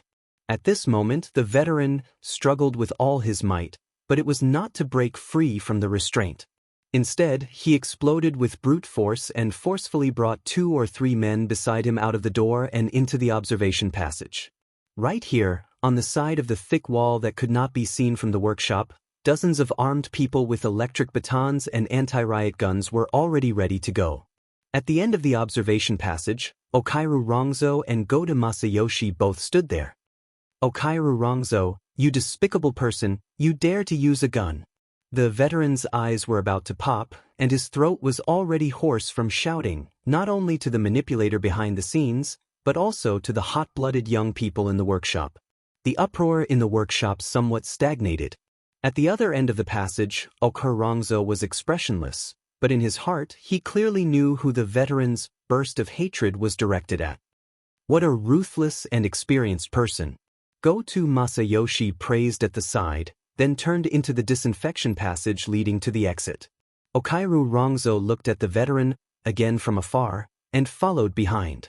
After a few steps, he finally could not help but say, "Mr. Goat, you can withdraw your people." "That's fine. Maybe there are still people who can't think things through?" It looked like Go-To Masayoshi had made up his mind to explode a bomb for fun. Okurongzo even wanted to bring out the boldness of the Vanguard captain back then, and smash a fist into the back of this guy's head, but in the end he still clenched his teeth and endured, and followed up. "Mr. Goat, Shuo is a vagrant. Even if his faith is chaotic and out of line, it is still pardonable. As for Director Jiang, she is a high-level talent we hired, and usually only buries herself in research." Go-To Masayoshi suddenly stopped, turned around, and wiped away the light and shadows of the passage on his face. "Mr. Okiru, as far as I know, President Matsudaira has always been famous for being good at management. There is no one in Osaka who doesn't admire his way of management. But here, the daily management is really worrying, especially the human resources. Don't forget, I am the Vice President of the Labor Union and a Director of the Labor Safety Inspectors Association. I have the responsibility and also the obligation to inquire about this matter with your side and report the results of the inquiry to the relevant parties. So, I hope you can give me a satisfactory answer and not this kind of meaningless argument." Okurongzo took a deep breath. "Mr. Go-To, I am introducing the situation to you." Go-To Masayoshi raised his hand to cut him off. "I said, a hasty answer is not sincere. If you always have this kind of attitude, I can only interpret it as, you are trying to shirk responsibility." Even if Okurongzo was a clay figurine, right now he was also provoked. His majestic body leaned forward. "Mr. Go-To, what on earth did you see? Can you interpret it as you first chose the frame, and then let me fill in something inside? Please pay attention." Compared to Okurongzo, who was twice as big as him, Go-To Masayoshi's expression didn't change. He only raised his hand again, and this time he extended his index and middle finger, turned his wrist, and pointed at his eyes. "Mr. Okiru, you cannot trust me, but you have to trust my eyes." Go-To Masayoshi's eyes were probably the most prominent part of his thin face. They were a bit bigger than normal people, especially on his face that was so thin it was out of shape, bulging and protruding. Even if he kept his eyelids half closed, the details of the movements of his eyeballs in his eye sockets could be clearly seen. Right now, the dim yellow pupils under his half-covered eyelids were turning, at first glance dim, but in the deepest depths, there was a dark red light. It was like the sunset at dusk, separating the horizon from the night sky. At some point, Okurongzo actually felt a bit dizzy. He subconsciously averted his gaze, unwilling to meet it. Go-To Masayoshi's voice pierced his ears. "Remember, it won't make a mistake. The only one who will be wrong is you." Chapter 865. In the end, Old Hand and Jiang Zhong were taken away by Go-To Yashitomo. Okurongzo couldn't get away either. He was sitting in a car right now. Then Go-To Yashitomo and his group went to the passenger terminal. Aside from sitting in his own car, there seemed to be no difference between him and Old Hand. "President, I'm very sorry." Okurongzo finally dialed the number. He was already prepared to bear the wrath of Matsudaira Yoshio. Okurongzo believed that this was the correct judgment. This involved the current background of Osaka City. If he forcefully stood out at this time, it would only bring about a calamity, whether it was for himself or for the Great Zei Order. According to Go-To Masayoshi's words, the Soul Cult has already been determined to be an illegal cult, and Veteran is an important contact for the Soul Cult in Ban City. And recently, Veteran has already formed an economic relationship with Jiang Zhong, cooperating to purchase the shares of a processing factory. He believes that under the premise that we clearly have a better way to make money, discussing the purchase with Veteran is suspicious of us transferring benefits. Moreover, there are so-called upper echelons of the Blood Flame Order involved in this. The Blood Flame Order is a greater suspect in the assassination of the Soul Order in Xia City. They may also be in cahoots with the Soul Order. Therefore, he wants us to confront Mr. Mo and the others of the Blood Flame Order. He even wants us to go to a location on the lake that is suspected to be a stronghold of the Soul Order. Strangely, Matsudaira Yoshio didn't get angry. He faced the troubles of the processing plant and the encounter of his close friend Jiang Zhong with inconceivable calmness. It sounded like he was more interested in Go to Yashitomo. Is that so? It seems that the clues are complete. Even if his reasoning is arbitrary, it has basically achieved a closed loop. He finally found an opportunity to binge. What does the president mean? He's coming for us? While carrying out the mission, he's filling his stomach. Matsudaira Yoshio was so calm that it seemed like he was talking about other people's business. If he's going to be used as a vicious dog, his stomach needs to be hungry. If he's going to be used as a knife, he needs to be sharpened before the battle. This way, his bite will be deeper and the knife will be more ruthless. He's starving right now.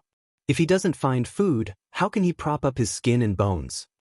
Aohei Rong-san could more or less understand Matsudaira Yoshio's meaning, but compared to Go to Yoshio's usual methods and behavior, other than the appearance of a drug addict, there was no connection between him and hunger and torture.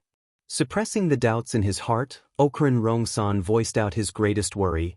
If that's the case, the possibility of today's matter being reduced to a small matter doesn't exist. Unless he can find a fatter bone. Aohei Rong-san's heart sank. He more or less understood Matsudaira Yoshio's deduction. Due to the escape of the deity of the main priest, the Great Zei cult could be considered as a toothless tiger. However, they still had quite a considerable property in Ban City. If they weren't meat, then who was? Things were awkward. If the Amaterasu cult had continued with their original plan, they might have been able to gain the reputation of having foresight. But as time went by, the Amaterasu cult seemed to have completely forgotten their big plan, and their situation in Ban City became more and more difficult. During this period of time, more than one new and old force had shown malice towards them. Go to Yoshio was the biggest threat among them, and also the most evil one. It was not impossible to take over the Great Zei cult's main property in one fell swoop by the Amaterasu cult. At present, they had unknowingly walked to the edge of the cliff. Aohei Rong-san took a deep breath. President, how should we deal with it? From a practical point of view, the cult has little chance in Ban City. Even at this time, Matsudaira Yoshio's tone was still calm, almost like a pure objective analyst. The foundation of the cult has been scattered, revealing a gap. There is no reason for others to hold back, and even I will make a move. Just for Go to Yoshio alone, there are still some variables. Because even if he is a vicious dog, before gnawing on a meat bone he still has to listen to his master's words, bare his teeth. Maybe he will get a kick? Huh! While Aohei Rong-san was stunned, the speed of the car he was in slowed down. The motorcade pulled out by Go to Yoshio had already successively left the high-speed magnetic rail, entered the passenger terminal of the Ping Trade Market, and then stopped. Unable to communicate with Matsudaira Yoshio anymore, Aohei Rong-san hurriedly hung up the phone, adjusted his breathing, and opened the door to get out of the car. The car was parked by the shore of the lake. It was cloudy today, but the sunlight that shone through the gaps between the clouds still had the effect of heating up and causing dizziness. In such an environment, Aohei Rong-san felt very uncomfortable. Before him, Go to Yoshio had already gotten out of the car in front, looking at the high-class yacht berth on the pier. The pier was bustling with people coming and going, but over there, the density of the people was still 2 or 3 levels higher. The area where the yacht berth was had already become a typical scene of confrontation. On the shore, a group of people gathered. All of them were strong and well-built, dressed in black suits, and in the middle were a few people dressed in standard combat uniforms, but they did not look like good people. In the sky, there were drones buzzing. On the lake near the shore, there were 3 to 5 speedboats roaring back and forth. Sea, land, and air attacked, and the center of focus was the yacht on the shore. As for the yacht, Near the shore, more than 10 strong sailors stood in a row, their backs against the almost 10-meter-high hull, and their momentum was not inferior. This scene seemed to be rounding up some criminal, but it seemed to make sense to change the position. Ai Rongsan, of course, knew the background of both sides. Not to mention the group of people on the shore, some of the important figures in the Heavenly Council still had a lot of opportunities to show their faces in the peaceful trade market and even in Ban City. As for the yacht that was stuck in the berth, it was sold from his hands to the Blood Flame Order 2 weeks ago, in exchange for some working capital. Now, even the name on the paint on the side of the yacht had not changed. Go-To Yoshio's eyelids drooped, half covering his protruding eyes, and sighed with emotion. People now are not like in the past, they all have to hit their heads and bleed before admitting to their debts. Ahe Rongsan really wanted to tell him that if people in this world were like meat and bones, then what was the meaning of the Heavenly Council? Thinking about this, Go-To Yoshio understood this logic better than anyone, so he just sighed with emotion and waited for someone. Go-To Yoshio? A somewhat stiff tone sounded from the side of the parking space. A dark-faced man in a standard combat suit strode over. Compared to the violent people in the distant confrontation area, he had the same sturdy physique and the same combat suit. When this man wore it, he looked quite formal, but no one knew where he came from. Go-To Yoshio did not get angry because of the other party's impolite way of addressing him. Instead, the smile on his thin face became clearer. "Captain Jimmy?" The black-faced man smirked towards the standoff area. "You did this? When I flew back, I thought we could start the war, but it turned out to be this kind of scene. The police, SCA, and even the Ban City branch could all go. Why did you let these unruly guys come?" No, we first need to observe." Facing this rather arrogant captain, Go-To Yoshio was still neither hurried nor slow, only opening his mouth and laughing. "My mission is to observe, and observation requires different situations and conditions. If both sides are law-abiding citizens, and everything is done according to the rules, what's the meaning?" "Oh, that's a good reason." Captain Jimmy could see that Go-To Yoshio was purposely trying to intensify the situation. This was in line with his expectations, but he still made some minor corrections. He directly reached out and, without any regard for himself, grabbed Go-To Yoshio's shoulder and pushed this observer forward. "What you need is to observe up close." Go-To Yoshio did not resist, only the corner of his mouth twitched. "Yes, if I want to upgrade, I need you guys to do it. Believe me, I can't wait." An evil dog that had not eaten its fill, a sharp knife that already couldn't wait. In the eyes of Okuni Rong III, Go-To Yoshio and this Captain Jimmy both had corresponding roles, and the relationship between them was rather subtle. There was a difference in their levels, and also differences in their functions, but fundamentally, they were both tools. There was no essential difference.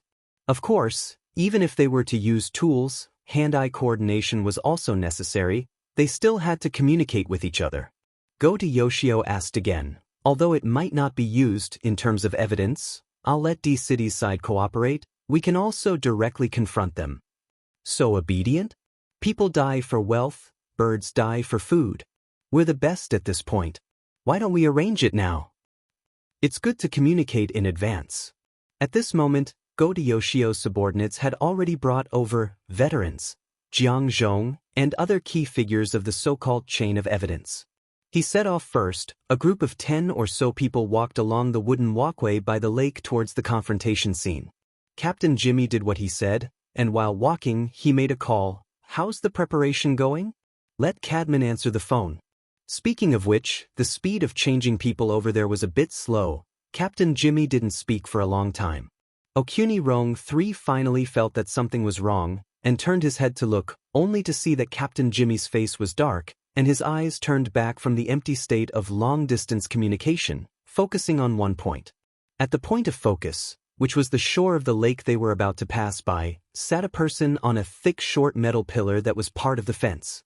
That person didn't have too many characteristics that could be remembered. If one were to forcefully describe it, it would probably be a particularly leisurely body language.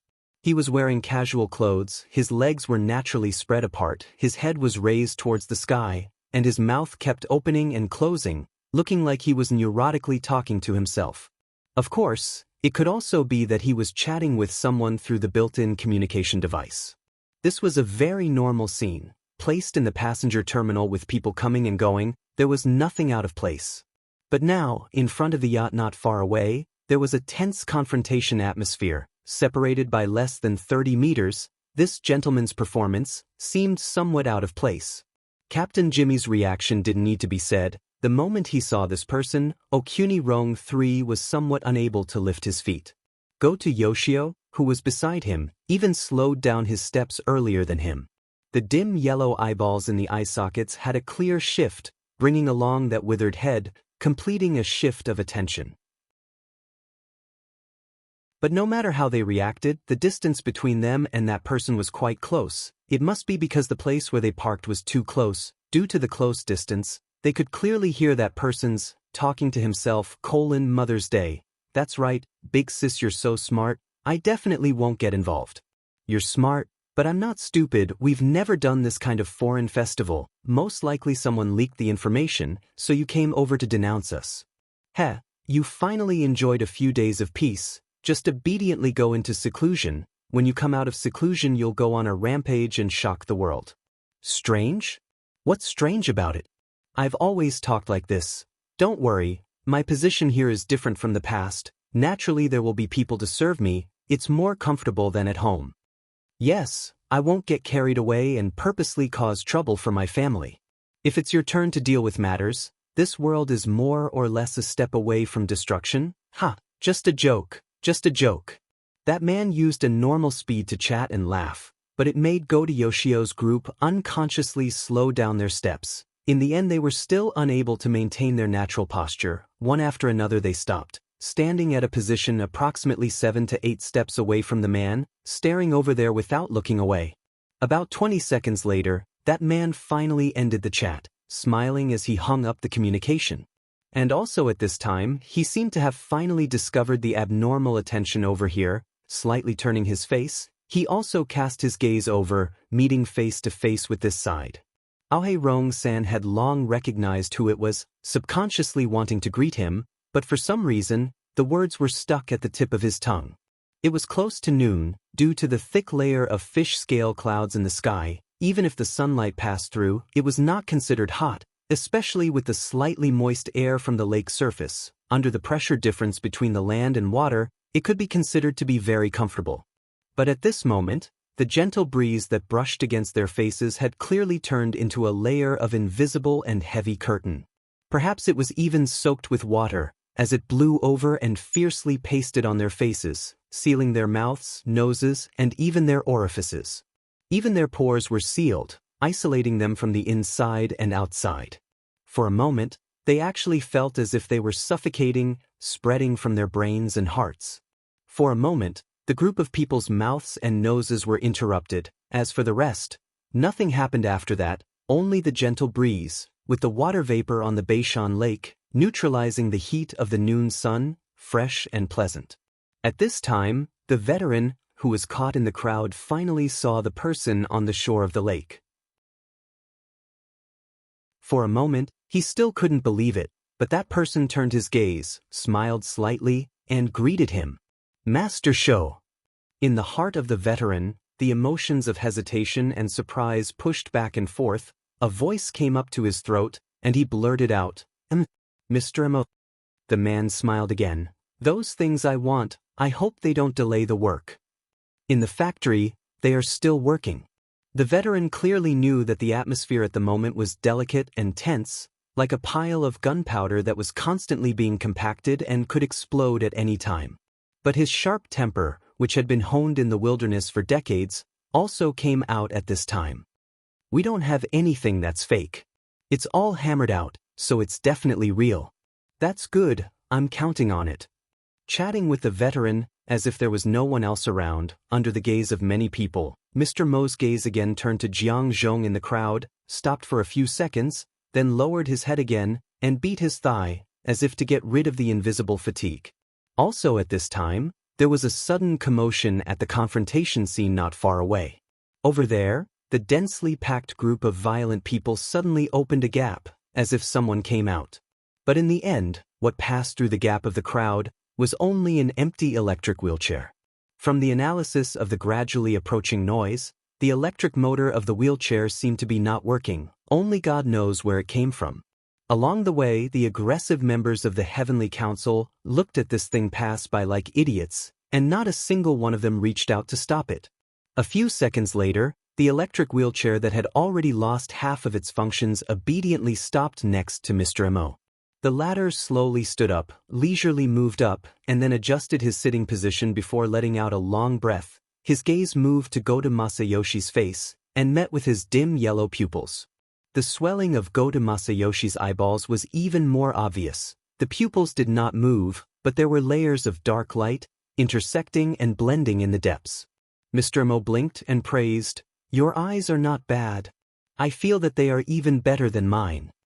That tone of voice was like meeting an acquaintance on the road, asking where he bought the sharp goods on him, and how much it cost. And also while speaking, in front of Mr. Mo's left eye, a monocle appeared out of thin air, floating in front of the eye socket, reflecting the sunlight, covering half of the pupil's color. Chapter 866. When Mr. Mo started to greet his acquaintances, Captain Jimmy moved back and let Goto Masayoshi stand at the forefront. He himself issued a series of orders through the deep blue platform. Over at Band City, a few orders were quickly executed, but the communication that had been made thousands of kilometers away still hadn't reached the most important person. Captain Jimmy was a little annoyed. "You're still giving the witness lunchtime?" Over at T-City, Ud, who was also a captain, laughed. "Sorry, he's a greedy hyena. Once he smells blood and flesh, he always wants to take a few more bites. This is his old nest, and he always forms groups. Now that the negotiation of the agreement is coming to an end, we want to wait for him to sign before connecting the call to prevent new situations." "Sign, huh? Do we need to find a lawyer for him?" "Prepare yourself, and there are 2 of them. The other ability user associations and veterans associations have about a squad of witnesses. You said you wanted to make it an ironclad case." Jimmy was speechless. He admitted that he had originally set up this line to cause trouble for the nominal supervisor, by Sinyan, so he had taken a more righteous path. But now the situation had changed.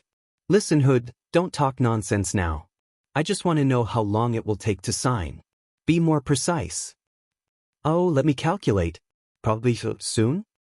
If he talks as much nonsense as you when testifying, I swear I'll slit his throat." "Aha, I can do it for you. I've had enough of him these few days anyway."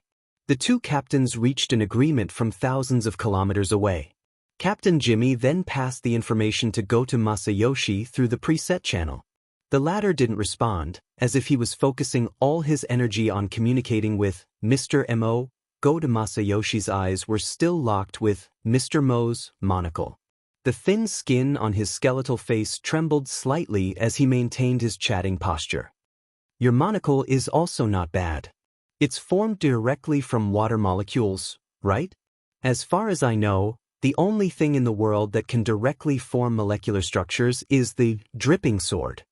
To be precise, it's the condensation ring. The secret skill that Her Majesty Empress Wu released in the headquarters RT-8313 Mission Attachment 2 is indeed the dripping sword, but there are 6 basic structures hidden in it. The only one that truly has the effect of mobilizing water molecules is the condensation ring, which is also the most valuable one." The topic suddenly changed.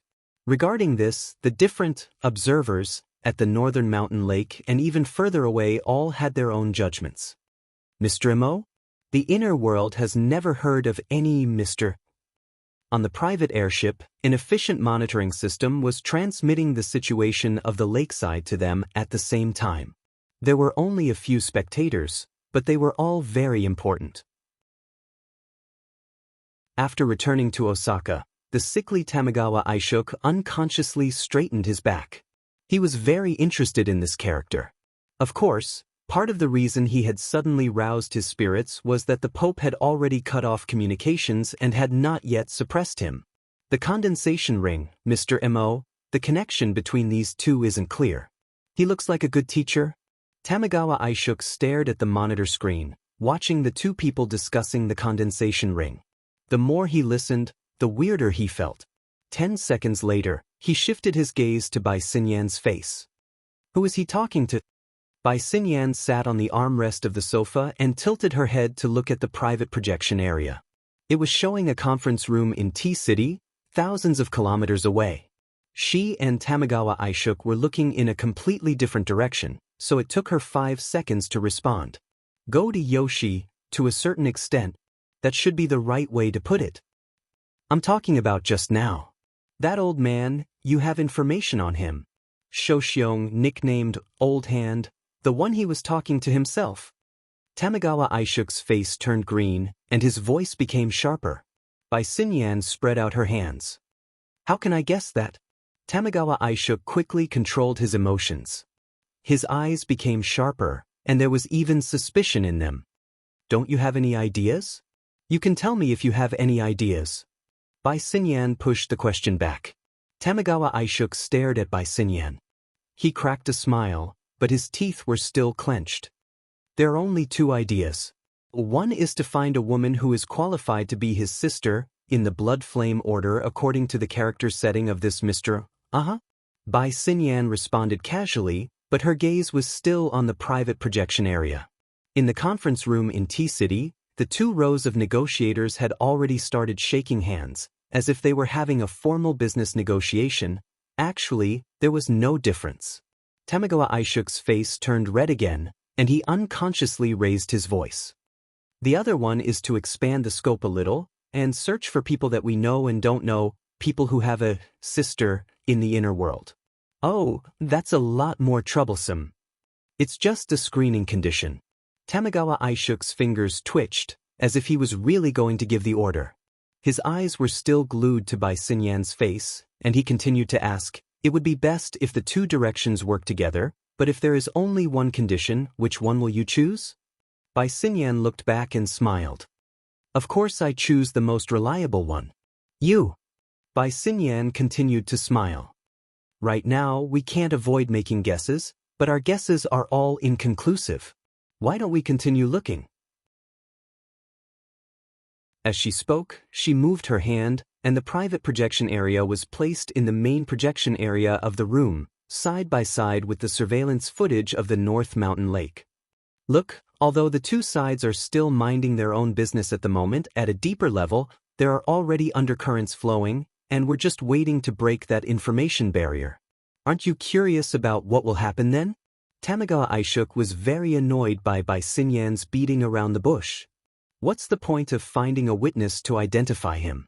Whether the identity of Mr. is real or not, whether his relationship with the Blood Flame Order is shallow or deep, who cares?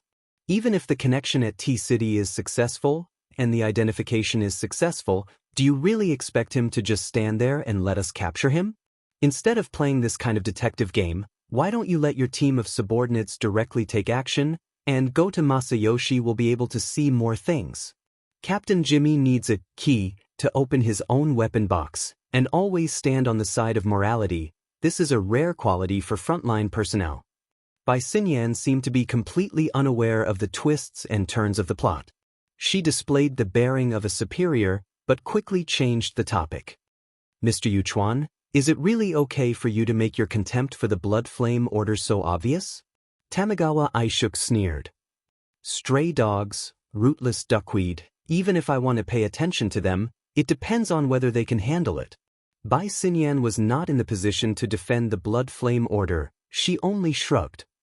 We still have to respect the judgment of the frontline personnel.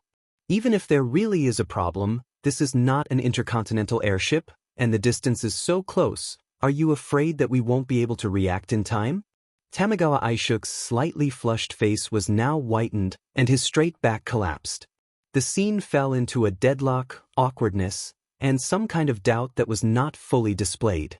Under such an atmosphere, there was finally a change at the passenger terminal. Go to Masayoshi broke away from the strange state of looking at the monocle and chatting around the condensation ring, and entered the main topic. Mr. Mo of the Blood Flame Order, you can call me that. What's your full name? Position in the Blood Flame Order? Go-to Masayoshi gradually increased the pressure, also closely watching the reaction of Mr. Mo. Relying on the special structure of his eyes, he was equivalent to a human-shaped lie detector, able to monitor the breathing, pulse, skin moisture, and so on of the target in detail, but Mr. Mo's cooperation was obviously not enough. This is an interrogation? If you can't find a more suitable term, you can temporarily say it like this. I think it still has the corresponding qualifications. As he spoke, Go-to Masayoshi reached into his pocket and took out a vintage leather wallet, from which he took out a beautifully designed business card. There are a lot of titles on it, but there is a higher probability of finding a position corresponding to the interrogation from it. Sakura Officials, Ability User Association, or something else. These are all fields that I am good at. Mr. Mo didn't intend to take it. He just narrowed his eyes and slightly raised his head to look at the still dazzling edge of light in the gaps of the thick fish-scale clouds. Mr. Mo? I think no matter how dazzling your titles are, they can't compare to today's sun. I don't like this weather, and I don't like you either. Only this pair of eyes is a little more interesting. Go-to Masayoshi was stunned for half a second, then laughed out loud. No matter how he laughed, the surrounding atmosphere quickly turned cold and stiff. At this time, Captain Jimmy, who was already half hidden behind him, coughed lightly, giving a signal of everything is ready. Some things are not up to people. Go-to Masayoshi's interesting, dim yellow eyes locked onto Mr. Mo's face, and between the gaps of his lips and teeth, he chewed out syllables that sounded like ice. As he spoke, he shook his wrist, his fingertips drawing across the faces of Jiang Zhong, Okuni Rong, and finally falling on the side of the veteran. This person, he's under my protection. If there's anything, you can't go wrong by looking for me. Go-to Masayoshi choked, and the wrinkled skin at the corner of his mouth trembled. He wanted to laugh, but felt that it was exceptionally strange. He subconsciously glanced back at the veteran, only to see that the latter also had a confused expression, as if he had even forgotten to be touched. A frank answer. Although it was somewhat unexpected, Go-to Masayoshi still quickly calmed himself down. His dim yellow eyeballs slightly shifted in his eye sockets, focusing on Mr. Mo's face again. Then, you're admitting your connection with the soul cult? Mr. Mo sighed. So, you admit that the Blood Flame Order and the Soul Order are colluding. Damn you. This is the most despicable slander. A shout suddenly sounded on the dock. A thick Western accent, as well as the environmental sound that seemed to be slamming the table, seemed out of place in the lakeside dock. On the dock, most of the people were shocked by this voice. Shifting their gazes towards the direction of the voice, what they saw was a rippling halo. This was the projection area. In order to have a good effect on a sunny day, they had even done some processing, so that the colors of the people and the background inside were more or less distorted, but the clarity was still above the standard. Everyone could tell that what was shown in the projection area was a conference room. There were about 10 people inside, divided into two groups, sitting face to face across the long table. There were all kinds of hair colors, eye colors, skin colors, and all kinds of skin. Their body language was uniformly relaxed. There was only one person who had just stood up from the main seat of the conference table. His expression was sullen, and he even waved his arm, to the point that the corner of his suit was lifted. It felt like he was walking with the wind as he walked towards the direction of the camera. Hasty judgment, ridiculous accusation. You guys made a long-distance connection just to let me see this? The angry man's camera sense was very good. The position where he stopped it was just right, giving the audience here a sense of oppression, but also not causing his face and figure to change. Speaking of which, he had a great figure. Wearing a casual suit, matching with his deep and upright face, as well as his slightly slovenly brown beard, he had the air of a celebrity, a person who could easily leave a deep impression on others. Being scolded by such a person, Go-to Masayoshi's tolerance seemed to have increased. His expression didn't change at all, his gaze still fixed on Mr. Mo's face, not even blinking. On the other hand, Mr. Mo was a little curious about the newly appeared projection character. Shifting his gaze, he turned around in the projection area, and also made eye contact with the angry man opposite him. The angry man made an immediate reaction. His body slightly leaned forward, further increasing the pressure. The reputation of the Blood Flame Order cannot be controlled by some shameful smelly bug. Who are you? Mr. Amo asked curiously. What? The other side was obviously stunned for a moment. The instantaneous reaction caused many cracks to appear on his angry expression, which was then drowned by a smile caused by absurdity. You don't know me? Mr. Amo leaned back on his wheelchair, slightly tilting his head and curling his lips. His posture was actually a little childlike naivety. Even if he didn't say anything, he didn't hide his true thoughts at all. Should I know you? The angry man completely broke down. He laughed out loud, half turning around, his right hand hitting his chest, displaying an inconceivable emotion to the others in the conference room. See, he said he doesn't know me. At least half of the people in the conference room laughed out loud, while the other half didn't know whether to laugh or cry, as if they were watching a ridiculous play. Gathering the cognitive resonance of the entire conference room, the angry man turned around again, his deep eye sockets and grayish-green pupils filled with a joyful emotion. I don't know how to address you. But there's one thing, since you don't know me, then in the Blood Flame Order. Cadman, don't be rude. A sharp voice cut across, forcefully interrupting the speech over there. And just on the path that the electric wheelchair had just passed through, Inlu, dressed in a professional suit, passed through the crowd and quickly approached. Ever since the remote projection appeared, Goto Masayoshi, who had entered the mode of watching a show, suddenly felt his blood vessels twitch as he watched Inlu receive the treatment that the electric wheelchair had previously received. The heavenly citizens that had gathered at the pier, tens of over 100 violent people, stood in a dense mass, each of them glaring fiercely, but didn't do anything. This wasn't right. Goto Masayoshi had never restrained his subordinates, and his heavenly citizens weren't righteous people who didn't offend anyone, but a nest of violent scum who wished for the whole world to be in chaos. Then what the hell was this welcome twice in a row? Goto Masayoshi pursed his lips, his dim yellow pupils shifting in his eye sockets. His line of sight moved from far to near, sweeping past several key positions at the pier, passing by Inlu, pausing for a moment, and finally landing on Mr. Mo's face again. Sir, are you okay? Inlu finally arrived at the most tense area. She had seen the changes at the pier from the boat, so she rushed over as fast as she could. Before getting off the boat, her main targets were the drug addict Goto Masayoshi and Captain Jimmy, who had retreated to the back. The two of them appearing at the same time proved that the two groups of people who had enmity with each other in Band City had already merged. She thought that this was already the end of the challenge. But she didn't expect that halfway through, a new variable that shouldn't have appeared. D-City, which was supposed to be the rear, actually stabbed them through the air. To Inlu, who was temporarily in charge of teaching affairs during Mrs. Halder's seclusion, this was an unforgivable mistake. Especially after that unthinkable experience. Inlu came here with a poisonous fire burning in her heart. On the way, she even ignored the omnipresent sunlight and the spiritual pressure that followed her like a shadow. As for the violent people at the pier, they really didn't count for much. Mr. Amo didn't comment on her arrival. This made Inlu feel increasingly uneasy, but she couldn't allow her impatience to destroy her demeanor. Otherwise, she would only lose face for her boss. She could only use the opportunity of bowing to Mr. Amo to regulate her breathing and consciously stand behind the wheelchair. She lightly grasped the handles on both sides of the wheelchair and confirmed her position. Only then did her line of sight turn towards the projection area on the pier, towards the familiar person who was thousands of miles away. Cadman, in front of Mr. Amo, you're too presumptuous. Cadman's full beard and snow-white teeth formed a brilliant smile.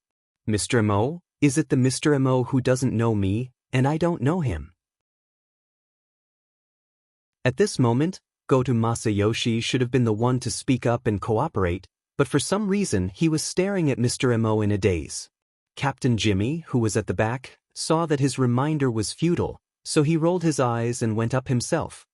Cadman, as a high-ranking member of the Blood Flame Order, doesn't know Mr. Mo, who claims to be a member of the Blood Flame Order, and the Order's deputy high priestess holds a completely contradictory position. What does this mean? Yin Lu was expressionless, but the flames in her eyes seemed to want to penetrate the projection and burn D-City, which was half the Pacific Ocean away. As a deputy high priestess, Go Masayoshi's hoarse voice cut in at a timely moment. Deputy High Priestess Yin, at a time like this, the hierarchy within the Blood Flame Order is at most a part of the evidence. It's definitely not suitable as a tool to refute the evidence. Speaking of which, Mr. Cadman has already voluntarily signed the relevant witness agreement, and the legal department, along with the D-City Ability User Association, the Veterans Association, the Mercenary Service Club, and other experienced third parties, have done the notarization. In terms of the priority of legally admissible evidence, Mr. Cadman has already surpassed you. It complements his status as a high-ranking member of the Blood Flame Order. This was a premeditated encirclement. Yin Lu felt even worse. If it was possible, she would have pressed Cadman into the lava lake at the bottom of the Blood Soul Temple, rolled him over 100 times, cooked him, and exploded him to vent her anger. But now, the space of thousands of miles had erased all possible weapons, leaving only the least lethal words, high-ranking. Mr. Mo's low voice sounded like he was talking to himself, but it also carried a tone of doubt. Captain Jimmy defended his statement first. There are only 9 members of the Order's Council in the entire Blood Flame Order. Of course, they're the high-ranking members. Cadman cooperatively bowed and revealed a reserved smile. At the dock, Mr. Mo shook his head slightly. My energy is limited, so I'm not too clear about the Blood Flame Order's current governance structure. I only know that the Order has 127 fanatics and 1540 devout believers, and 127,000 shallow believers. You're not one of them. Without waiting for the others to respond, he tilted his head back slightly, as if he was talking to Yin Lu, but also as if he was sighing with emotion. As an order, the number of devout believers and fanatics is, to be honest, a little low. It's not enough to support the Blood Soul Temple's full operation. Is it because of the ideology church?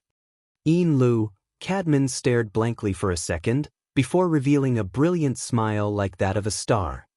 Mr. Mo, are you going to deny Madame Halder and Madame Yin Li's authority over the selection and appointment of the Order's believers? You should know that I greatly respect the Order's trust in me, and I have a good collection of the appointment letters and authorization certificates they've issued. There's also more concrete evidence. Cadman stretched out his hand. Beneath his bronze-colored skin, there was a layer of dark blood-colored light flowing. The air around his arms seemed to have been scorched by a high temperature, forming obvious distortions. However, the shirt and suit sleeves above his wrist showed no signs of being charred or burning. Violent Flame Seal. This was one of the Blood Flame Order's high-end physical techniques. For someone like Cadman to be able to execute it without needing to adjust his chi gathering, it was already a high level of proficiency. His combat power was definitely at B rank.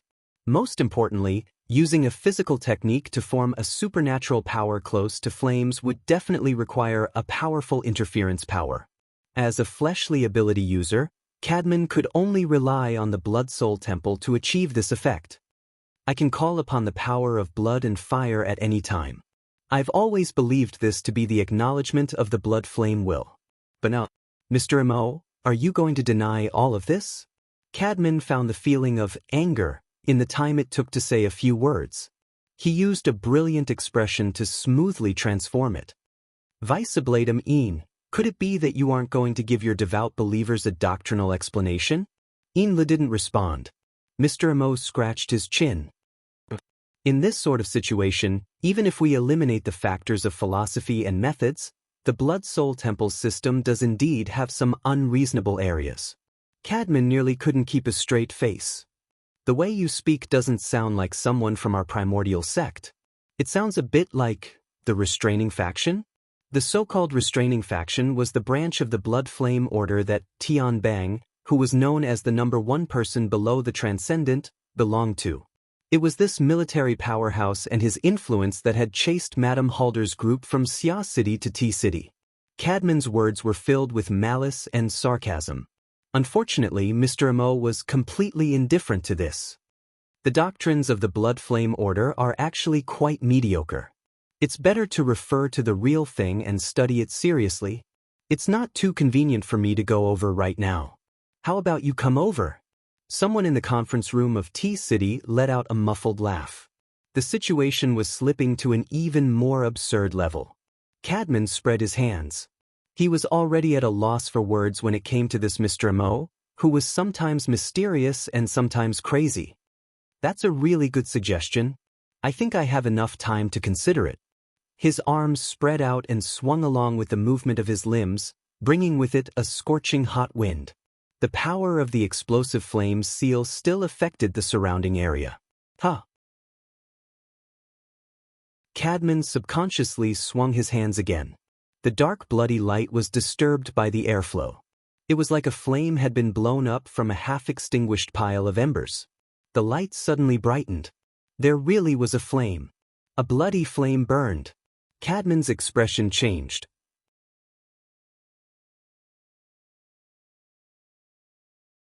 Chapter 867.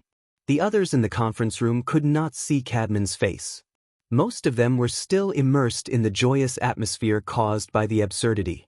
However, there were still some people like Hood, who was not part of the negotiation. Hence, he did not sit at the side of the table. Instead, he followed his professional habits and stood in the corner of the conference room, approximately to the right behind Cadman. At that moment, he saw Cadman extend his right hand to the side of his body and fling it continuously in an unnatural manner. Under such circumstances, the sudden bright color of the flame became exceptionally strange. As a normal person, there would always be a period of adaptation to changing from one mental state to another that was contrary to that mental state. Hood hesitated for 2 seconds. Finally, he walked forward quickly to ask about the situation. However, when he was just 1 step away, Cadman's fling movement suddenly became 10 times more intense. It was like an intense punch. Hood's sensitivity was far beyond that of an ordinary person. He made the most accurate response. Relying purely on the strength of his waist and abdomen, he bent his upper body backward and slid his feet at the same time. The fist wrapped in blood-red flames was almost swung at his chin. Hood could even hear the sound of the air being burned, as well as some indistinct and chaotic noises mixed in. Cries of surprise rang in the conference room. There was also the sound of tables and chairs scraping against the floor. Some people stood up, while others froze on the spot. However, they were all clearly frightened. The joyous atmosphere from before collapsed in an instant. In the next second, Hood pulled away from Cadman and shouted sternly, "Cadman!" Cadman did not respond.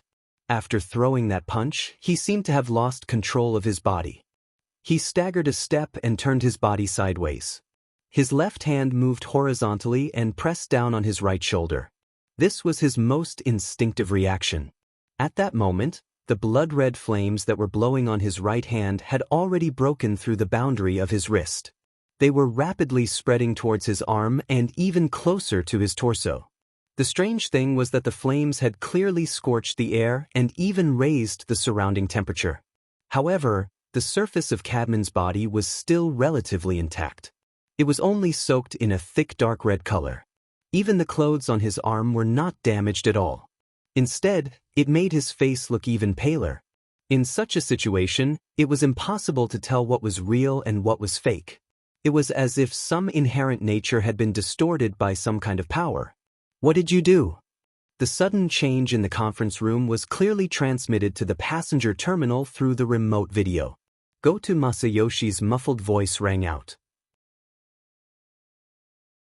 There wasn't much righteous indignation from being bound together against a common enemy, but more of surprise, as well as a strange sense of excitement.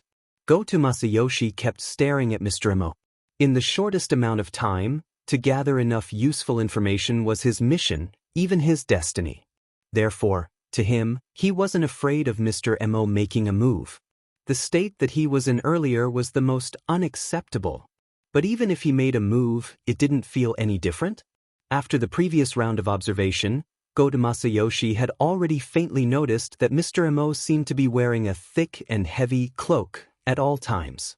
Of course, this was only a description of Mr. Mo's marvelous pattern of concealing the operation of his extraordinary power, or perhaps this pattern itself was the external representation of the operation of his extraordinary power.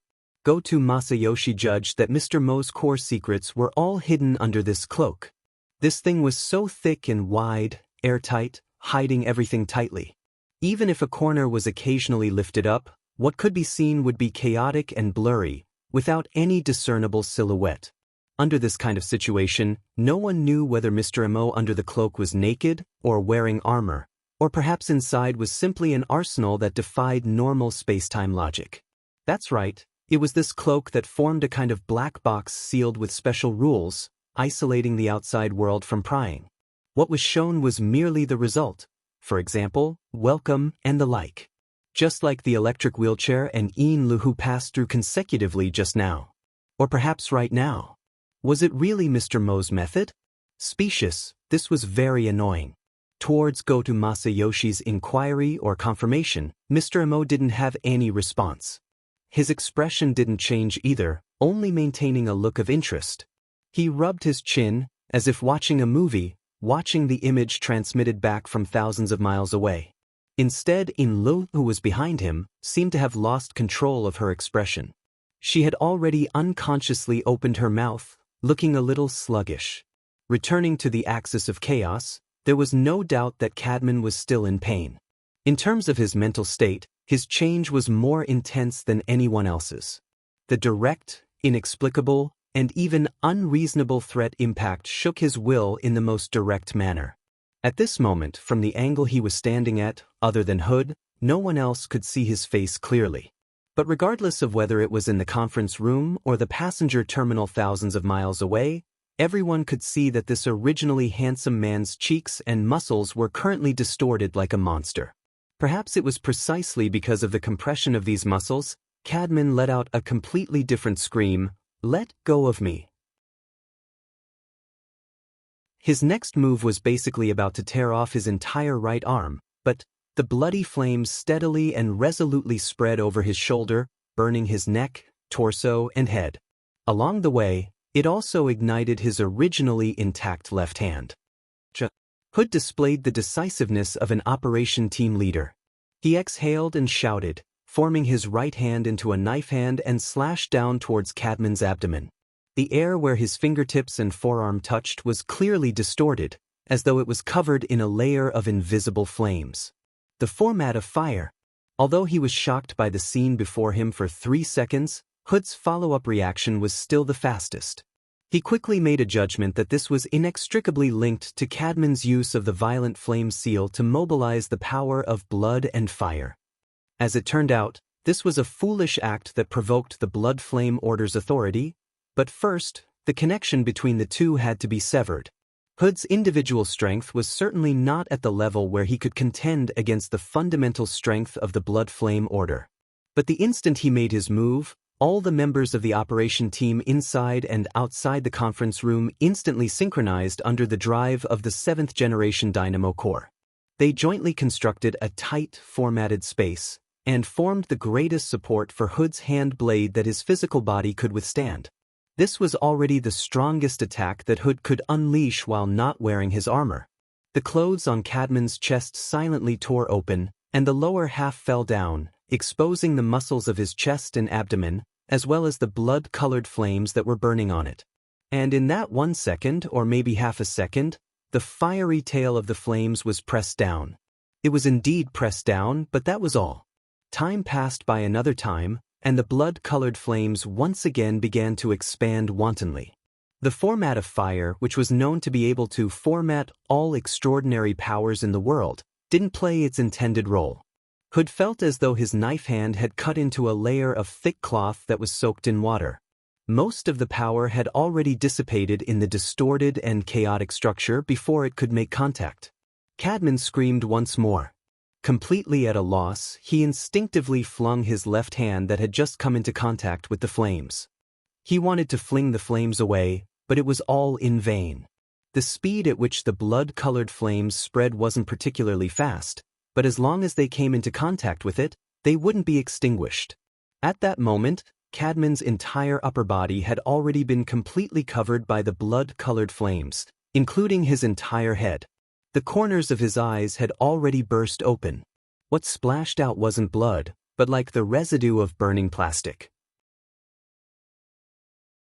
There were even more flames flickering in and out of the other orifices of his 5 senses. No one knew what Cadman was feeling at that moment. The seemingly harmless flames brought him unimaginable pain. But it was very obvious that Cadman's mental barrier had already been burned to ashes. He began to shout frantically, "Let me go! I beg you! Spareem!" Hood's fingertips were a little numb. This was most likely due to the interference of his emotions. Had the direct contact just now attracted the demonic fire over? In the depths of his thoughts, there was no doubt that there was fear and dread. This made Hood's mood even worse. Driven by his emotions, he was desperate. He roared in the direction of the projection, "Jimmy, damn it, why are you guys just standing there? Do you think you're useful?" The emotional shout made most of the people at the passenger terminal turn their gazes to Captain Jimmy, who had been berated. In the blink of an eye, he became the center of attention, but Captain Jimmy's reaction was unexpected. He didn't speak. He didn't communicate. He didn't act against Mr. Mo, who was just inches away from him, as Hood had hoped. Instead, he followed his earlier trend and retreated. His speed increased explosively. It was also at this moment that a cold and hard mechanical voice came out of nowhere. "Warning, your actions have already constituted a first-degree intentional murder using extraordinary power. Please immediately stop and deal with it harmlessly. Otherwise, we will take action." The sudden and strange warning caused everyone to be somewhat distracted. And at this moment, Captain Jimmy had already swept past Gota Masayoshi and the veteran from the back. He used their bodies as cover to increase the distance between him and Mr. Mo. Then, he crashed heavily into the front section of a parked flying car. The clack of the mechanical parts disassembling and reattaching did not stop. The outer shell of the crashed car seemed to come alive. It transformed into a set of metal components and gathered around Captain Jimmy's body. It instantly formed a set of exoskeleton armor, arming him to the teeth. Captain Jimmy looked like he was coming over empty-handed. In fact, he had his deep blue walker exoskeleton follow him in a stealthy state. It could be upgraded to its strongest state at any time. Even before Captain Jimmy's transformation, the moment Captain Jimmy began to retreat and the mechanical voice sounded its warning, there was a bang from the surface of the lake near the shore. 2 water pillars exploded and 2 fully armed deep blue walkers leapt out of the water's surface. Because their synchronization rate was too high, the 2 splashing sounds seemed to merge into one. The ice storm machine cannon in their hands had long since locked onto Mr. Mo in the wheelchair and began to preheat and idle. The special physical ammunition built inside was specially designed to deal with the powerful interference power of spiritual-type ability users. It sprayed out in a form similar to a metal storm. Coupled with the support of the formatting domain, it could instantly tear apart a B-rank spiritual-type ability user. After the preheating was complete, Captain Jimmy was fully armed. The automatic mechanical sound also came to an end. Captain Jimmy had no intention of playing it again. He directly issued an attack order through the 7th generation Dynamo Core and the Apocalypse Array it was linked to. This was the mission he had to complete as the high-level thug of the Amaterasu Order. As for the cause and effect, as well as the meaning behind it, none of it was within the scope of his consideration. The only extra thing he had to do was to give himself a layer of insurance. It was at this moment that Captain Jimmy once again felt a stuffy and astringent feeling assaulting his face. It felt somewhat familiar, just like when he had bumped into Mr. Mo today. It felt like a thick wet cloth had been thrown over his nose and mouth. Wait a minute. He was already under the protection of the deep blue walker exoskeleton. In the next second, a violent shock attacked him. The Apocalypse Array system operating at high speed indicated that the automatic defense function of the sound wave weapon had been activated. It also automatically judged and simultaneously activated the infrasonic wave defense structure. If necessary, it could be activated at the first instance. At the end of last year, when the entire system was still in the experimental stage, it had specially added a targeted plug-in module. For a moment, Captain Jimmy thought that this slightly redundant module was about to be used, but reality proved that he was thinking too much. But on a certain level, his imagination was far from enough. At this moment, the passenger terminal at the shore of Northern Mountain Lake had indeed been attacked by a terrifying noise. The explosive sound wave shock was like a passing storm, engulfing the 100 or so people on the passenger terminal in one go. At this moment, 99% of the people showed signs of either high or low levels of mental confusion. But the Deep Blue Walker defense was effective, and the two powerful attackers weren't affected at all. The Ice Storm gun barrel had already begun to spit out ammunition. But right in front of the gun barrel that was rotating at high speed, two flesh and blood creations that resembled giant palms inexplicably appeared. One on each side, extremely symmetrical. The gun barrel had already locked onto its target, but it was forcefully lifted up by the two monstrous giant claws that were wrapped in scales. The powerful kinetic energy of the physical ammunition certainly pierced through them in an instant, but the upward momentum didn't decrease. Flesh and scales splattered everywhere, and the follow-up ammunition had long since flown off to who knew where. The well-trained, powerful attackers wanted to make adjustments at the first instance. But the turbulence in the void rushed back and forth. This time, it suddenly leapt to the next level, transforming into a violent and restless mental storm. A series of disturbances and attacks, from incorporeal to tangible, from material to mental, seemed chaotic and complicated, but they converged and integrated into a common source, and then focused to form an explosive point. The lake water that struck the breakwater exploded with a rumble, and a considerable portion of it evaporated into water vapor in midair. The blood-colored flames cut it into fragments until it completely evaporated. It was in this space where water, light, and fire interweaved that a malevolent creature whose entire body was dark red like blood appeared with a roar. It seemed to have rushed up from the bottom of the lake, but its specific trajectory was indistinct. Following the appearance of the vicious creature, the impact of the single-point explosion increased explosively by more than 10 times. Even Captain Jimmy's mind sank a little. The two powerful attackers who had received the direct impact of the mental storm were in a much worse state. A suffocating gap allowed the pair of giant palms that were already badly mangled to fiercely slap the exoskeleton armor, sending them flying away at the same time. Fortunately, before the battle, the team had already completed the connection between the mental and physical plane in advance, realizing the interference and connection between the mental plane and the material plane, creating a tightly formatted space that could jointly bear and divert the external impact. The two people who were hit didn't show any serious injuries. But in this way, the previous ambush-killing move was all a joke. Captain Jimmy cursed. He wanted to attack again, but when he looked at the vicious creature that suddenly appeared by the lake, he was a little stunned. The vicious creature was huge, with long arms and a tortoise's back, almost in the shape of an ape. Although it was habitually hunched, just the body that appeared on the surface of the water was already more than 3 meters, and even so, there was still a section below its thigh that was below the water surface. Its entire body was covered with bulging muscles and dense scales. As it rose and fell like it was breathing, the heat on its body was like a bloody light, like a flame, and it felt like the surrounding water was about to boil. And it was precisely this vicious creature, or perhaps because Mr. M.O. who was near the shore felt that it was blocking too much light, so he scolded it. This enormous creature then obediently shrunk its body, curling into a ball and pressing down into the lake, only leaving its neck and shoulders above. It just happened that its huge head passed over the fence, and visually, it was already about the same size as Mr. M.O. who was in a wheelchair. Separated by Mr. M.O., Goto Masayoshi carefully observed the vicious creature.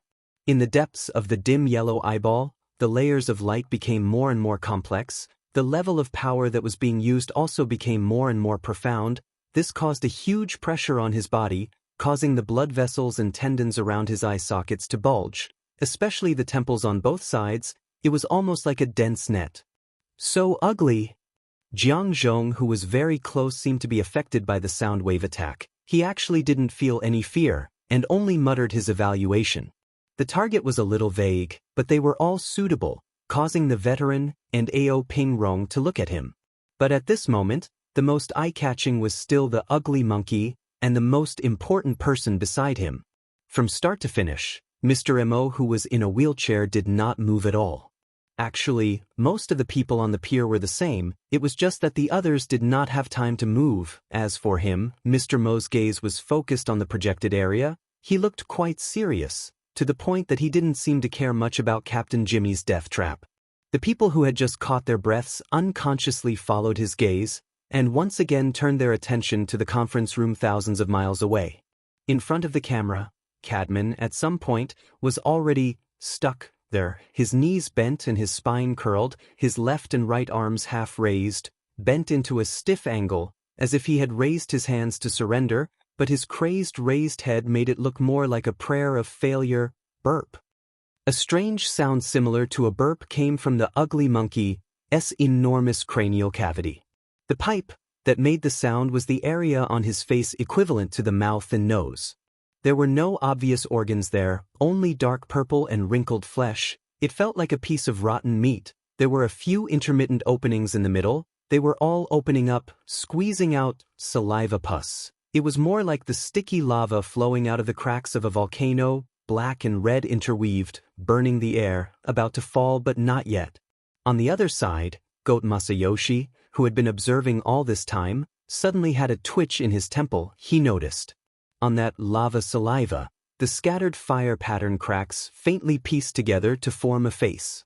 And it was getting clearer and clearer, more and more definite.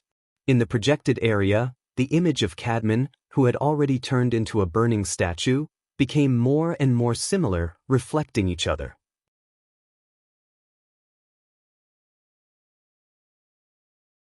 Chapter 868.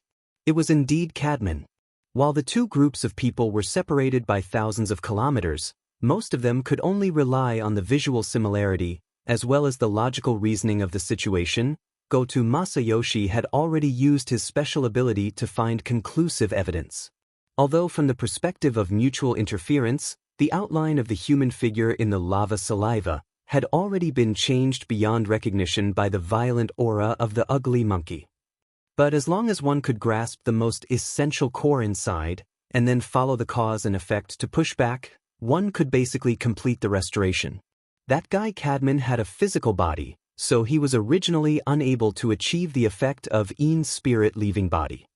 But Mr. Mo had also considered this point and used the lava saliva to create a temporary container, which could also be called a cage, to absorb his soul body over, and also achieved a rather complete reflection. If Cadman didn't mind, it wouldn't be a problem to use that saliva as a body. Goto Masayoshi saw through some things, but the price he had to pay was severe physical discomfort.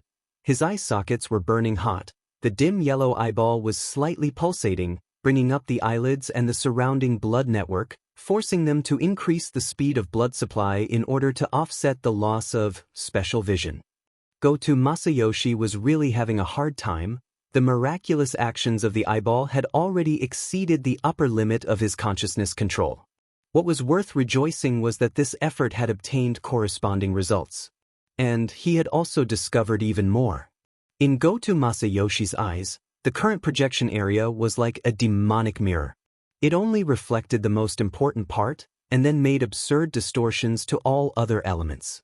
On both sides of this mirror, no matter whether it was the two parties in the T-City conference room who were closely related to Cadman, or the heavenly people who were purely there to support, in a sense, had already unified and mutated into a kind of low-level existence. The number of these people, and the difference in their appearance, seemed to no longer have any practical meaning.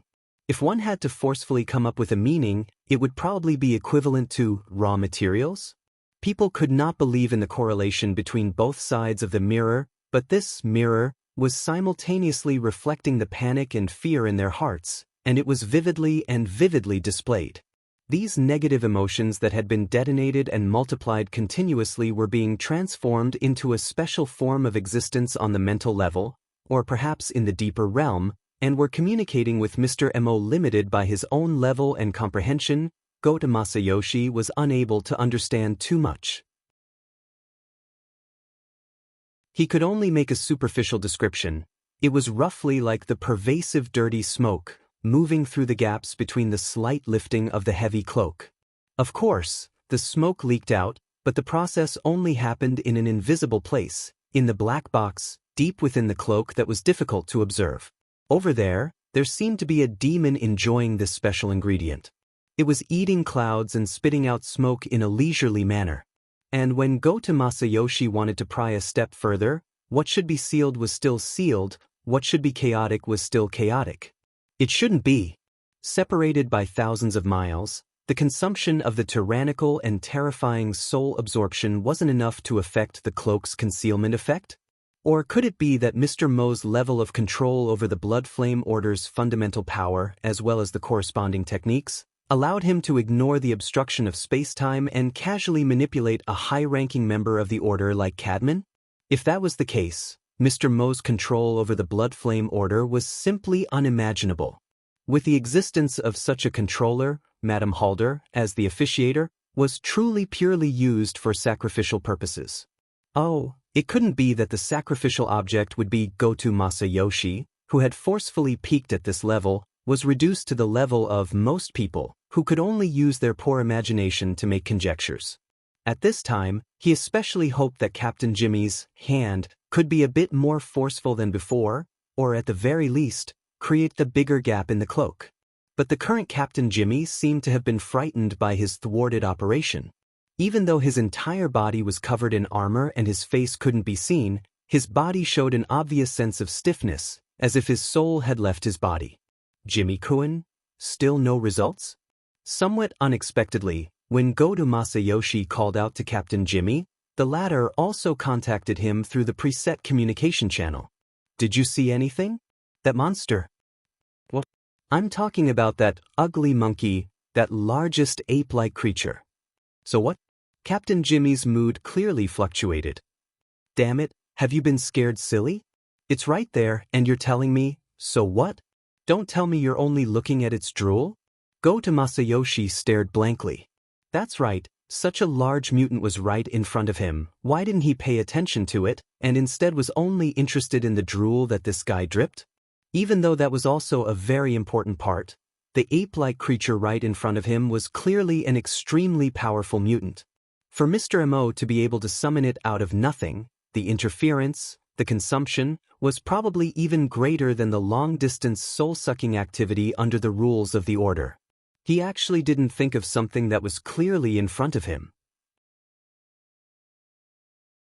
Goto Masayoshi faintly felt that it was a bit strange, and felt that Captain Jimmy's mood was too abnormal. He subconsciously asked, "What did you see?" This thing? You don't know? Damn it, don't tell me you don't have the slightest idea. Should I know? Goto Masayoshi was truly a bit confused. He indeed didn't have any related concepts. At this moment, it was as if there was a piece of information that everyone knew, but it was perfectly missed by him. As a social creature, this kind of feeling was terrible. But this also stimulated his curiosity to an even greater degree. The focus of Goto Masayoshi's gaze naturally spread away from that lump of lava saliva that was about to fall and expanded to the related area around it, that enormous and ugly face that seemed to have half-rotted. The focus of his gaze constantly adjusted, sweeping past the fine scales on the ugly monkey's face, the half-caved-in forehead and crown, the wrinkled flesh, and finally made contact with its protruding crimson eyes. Large and empty, this was Goto Masayoshi's first feeling. But for some reason he didn't dare to explore further into the depths of the hollow. In reality, at this moment, the frequency and amplitude of his eyelids twitching had increased dramatically. His eyelids that were especially loose due to his emaciation couldn't help but droop, but were stimulated by his eyeballs, and bounced back again. The current Goto Masayoshi seemed to be looking directly at a dazzling light source, looking directly at the sun that was about to rise above and below the horizon. Completely out of instinct, Goto Masayoshi wanted to turn his face away to avoid a direct attack. He indeed completed this action, but what was truly moving was only his neck and head. In his eye sockets, the pair of dim yellow eyeballs didn't move. On the contrary, they even pushed open the eyelids that they were trying to cover, and controlled all the related nerves, blood vessels and muscles, staring fixedly at that ape-like creature's ugly face, especially the large and empty bloody eyes, motionlessly. The dazzling feeling continued to spread over. If it was a normal person, they might have already started crying non-stop. But Goto Masayoshi didn't, because even if the tears were about to flow out, they would still be used by the dim yellow eyeballs as lubricant, better than nothing. Goto Masayoshi's heartbeat suddenly sped up. Part of it was due to the fluctuation of emotions caused by losing control, but the other part, which was also an even more important factor, was that the eyeballs needed more blood supply, more nutrition. Goto Masayoshi's body was heating up, but the pores on his skin were abnormally contracting. It was precisely under such a contradictory reaction that even more energy from his limbs and bones were mobilized, rushing upwards in the most efficient manner for the eyeballs to use. Other than that, there was also the endless sunlight from the outside world. At this moment, Mr. Mo's voice sounded again, as if he was talking to Yin Lu. Did you see it clearly? Ah, what? Yin Li's reaction was similar to Goto Masayoshi and Captain Jimmy. Half a second later, she came back to her senses and asked, what exactly is this thing? A type of wondrous creation that I discovered in the past. I call it the rotten mouth ape. I only discovered it recently. Although it looks a bit ugly, its entire body can be converted into energy. And it's relatively easy to mold, and its stability isn't bad. It's a natural building material. Yin Lu. It was also at this moment that the air seemed to ring out with a slight air explosion, similar to the noise of bubbles bursting and air burning. It was very easy for normal people to ignore this kind of sound, but a few ability users with keen senses could determine that this sound originated from the ugly monkey. Oh, it should be the saliva from the rotten mouth ape's mouth, which meant that it came from Cadman's side. A judgment was a judgment, but not many people could clearly determine what Cadman was doing. Until Mr. Mo spoke again. I'm not angry. Why should I be angry? There are people in the order who are 10 times, 100 times more excessive than you, and their statuses are even higher than yours. Yin Lu had been a bit absent-minded ever since the rotten mouth ape appeared.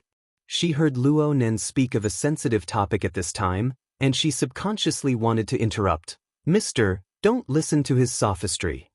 It's nothing. Mr. Mo slightly tilted his head. His thin and ordinary face formed a marvelous contrast with the rotten mouth ape's enormous face, which was only separated by a fence. Since the blood flame was proposed when the order was founded, it is tantamount to giving up a portion of power and the corresponding design. The only reason why a situation like yours has occurred is because the Blood Soul Temple, the foundation of the order, lacks a stable and effective identification and withdrawal mechanism. One is the problem of design ideology, and the other is the problem of designability. Of course, the lack of reflection and supplementation on the material plane is indeed a troublesome matter. Then there's the problem of the level of the current group of people in the order. Take Cadman for example. He's a blood-sucking bug, yes, but if there's no improvement in the application of ideas, then the vast majority of people in the order are essentially no different from him. Mr. Mo slightly raised his chin when he spoke to this point. He squinted his eyes and looked behind the cloud of fish scales that filled the sky. He looked at the edge of platinum light that cut down. On this point, some people don't hesitate to use materials, but they do it quite brilliantly.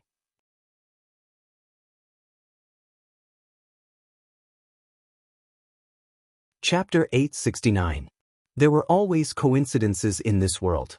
At that moment, Mr. Mo looked up and met the observer in the private airship. Even though he knew it was because of the angle of the broadcast, Yukawa Aishuk, who was sitting on the sofa, held his breath. His eyelids twitched, just like a certain guy by the lake. A thought popped up in his mind. He was talking about the true God and the Pope. Yukawa Aishuk quickly ignored this feeling and thought. He forcefully shifted his gaze to the ugly face of the ugly monkey. Oh, the ugly face of the rotten-mouth ape. Stimulated by the forceful twist, some pieces of information flew out and were about to form a string. There was only one line left. A few seconds later, Yukawa Aishuk suddenly raised his voice. Takemoto, Takemoto. Takemoto Shigeru quickly appeared in the room.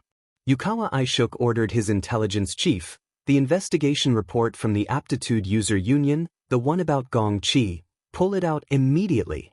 Shigeru Takemoto, who was proficient in this business, did not say a word. He completed all of this within 2 seconds and projected the contents of the report onto the projection area. Yukawa Aishuk's eyes widened as he searched for the information he needed. But he was soon disappointed. The report was vague and only reported the death of Gong Chi. At the same time, they hoped that branches, powerful organizations, and the church could help investigate the solidification of the abyssal region around May 1st, Chan City time. No, not this. Yukawa Aishuk realized his memory was messed up. He clearly remembered something about it. It's in the internal report of the Jade Society, but it's vague. There's only a simple description of ape-like creatures. Yukawa Aishuk was surprised that it was Bai Xinyan who reminded him. When he checked the relevant content, it was indeed as Bai Xinyan had said. It was only better than nothing. No more detailed information? Transcendents are very proud. They won't describe the death of their own kind so clearly. I suggest you get a good night's sleep. Staying up late will really damage your IQ. As she spoke, Bai Xinyan left the armrest of the sofa. She strode out of the room. Ever since the intercontinental airship incident, Yukawa Aishuk had always been suspicious of Bai Xinyan. But when she really left, he was not used to it. Where are you going? Meeting. Don't disturb me during this time, or I'll be very grateful. Yukawa Aishuk was sure that there was a gap in understanding between him and Bai Xinyan, and this gap seemed to reflect the difference in their information levels. In the era of information and authority, there was nothing more depressing than this kind of gap. What was even more tragic was that people like Bai Xinyan seemed to be many more than he had imagined. Along with the shrill siren, the high-altitude region where the clouds were surging was filled with a blinding red light. The image of the environment that was extremely close to reality began to solidify and then fade away. When the visual virtual scene disappeared, the cramped space of the health pod was completely revealed. The warning light on the top of the pod was still flashing rapidly. Tian Bang shook his head. Through the slightly turbid nutrient fluid, he could see the high-priority notifications on the interface of the cabin wall. They glowed red and vibrated continuously, attracting his attention. Due to the limitations of his physical body, Tian Bang decided to use telepathic communication. Dr. Pan, the group's experimental base has been overrun by the mutants? Dr. Pan, who was usually calm and collected, suddenly spoke in a hurried tone, which was rare for him. Big news, big trouble, big opportunity. Anyway, hurry up. I'll give you 20 seconds. Please, I'm in the health pod right now. Oh, that's true. Speaking of which, the health pod simulator is more useful than the helmet. Just stay there. I'll open the communication channel to you. You have 10 seconds now, including the time to look at the data. The communication was then cut off. Immediately after, a portion of the health pod broke away from Tian Bang's control and entered remote conference mode. It guided Tian Bang's senses and projected him into a huge conference hall. The standard of the conference was definitely very high. It was similar to the ring-shaped conference hall where the Star Alliance held a global board meeting. Yes, wait a minute. That's right. Although Tian Bang had never spoken here, he had been one of the people in charge of the security forces and had strolled around inside before. He had already seen the Star Alliance's logo that could be seen everywhere in the conference hall. It looked like a printed, simplified map of Earth. Some said that it symbolized the coexistence of the common world and the inner world since the era of distortion. Some said that it was a hint of the existence of the deep blue world when the Star Alliance was first established. Perhaps it really was a big scene. However, the conference had probably been held in a hurry. The conference hall, which could accommodate thousands of people, was mostly empty. The figures were all concentrated near the ring-shaped conference table in the center, and some of the empty seats still had figures appearing intermittently. Tianbang felt that he should thank Dr. Pan, who had given him the right to choose his image during the virtual projection. Therefore, what appeared in this conference hall of the highest standard was only a humanoid shadow. Otherwise, he would probably be known throughout the world as the Blood Prison Exhibitionist. Good thing I didn't miss it. Dr. Pan appeared beside him. He was still wearing the white lab coat, but it suited his image very well. Tianbang chuckled. Thank you very much. Dr. Pan waved his hand. Don't worry about those useless things. Watch carefully and digest it well. Although we're just here to listen, we might have a speaking mission. Oh! To be honest, I'm a little nervous. I've never seen so many extraordinaries in my life. They're all top-notch material. Tianbang. Half a second later, his gaze suddenly cut to the ring-shaped conference table in front of him. The ring-shaped area in the middle was already playing an image, in the form of a 30-fold fast-forward. This kind of highly compressed video data would cause a normal person to faint. However, a burner like Tianbang could use the Dynamo Core's analysis function to directly reorganize the information. As for those who chose this kind of unconventional method to receive information, Tianbang's gaze swept past the faces and backs of those people in order to compare them with the built-in database. That yellow-bearded old man is the president of the headquarters, Abner. On the left is Marin, who was beaten up badly by him last time. On the right is the #1 ward master, Dale. And there's the Monroe Cannon. Sitting behind Abner is Li Baijiu. Looking at where she's sitting, she's attending the conference as a reporter. Next to her is Ghost Eye.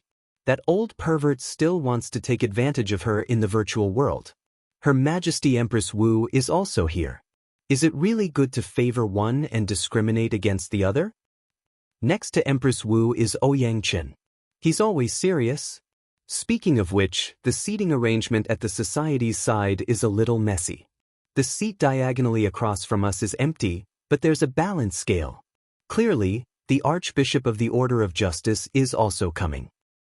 The bald Pope of the Order of Amaterasu has already arrived. Only the most mysterious High Lord of Secret Contract is left. Oh, I can only see the back of his head from where I am. That's right. This was a conference of extraordinaries.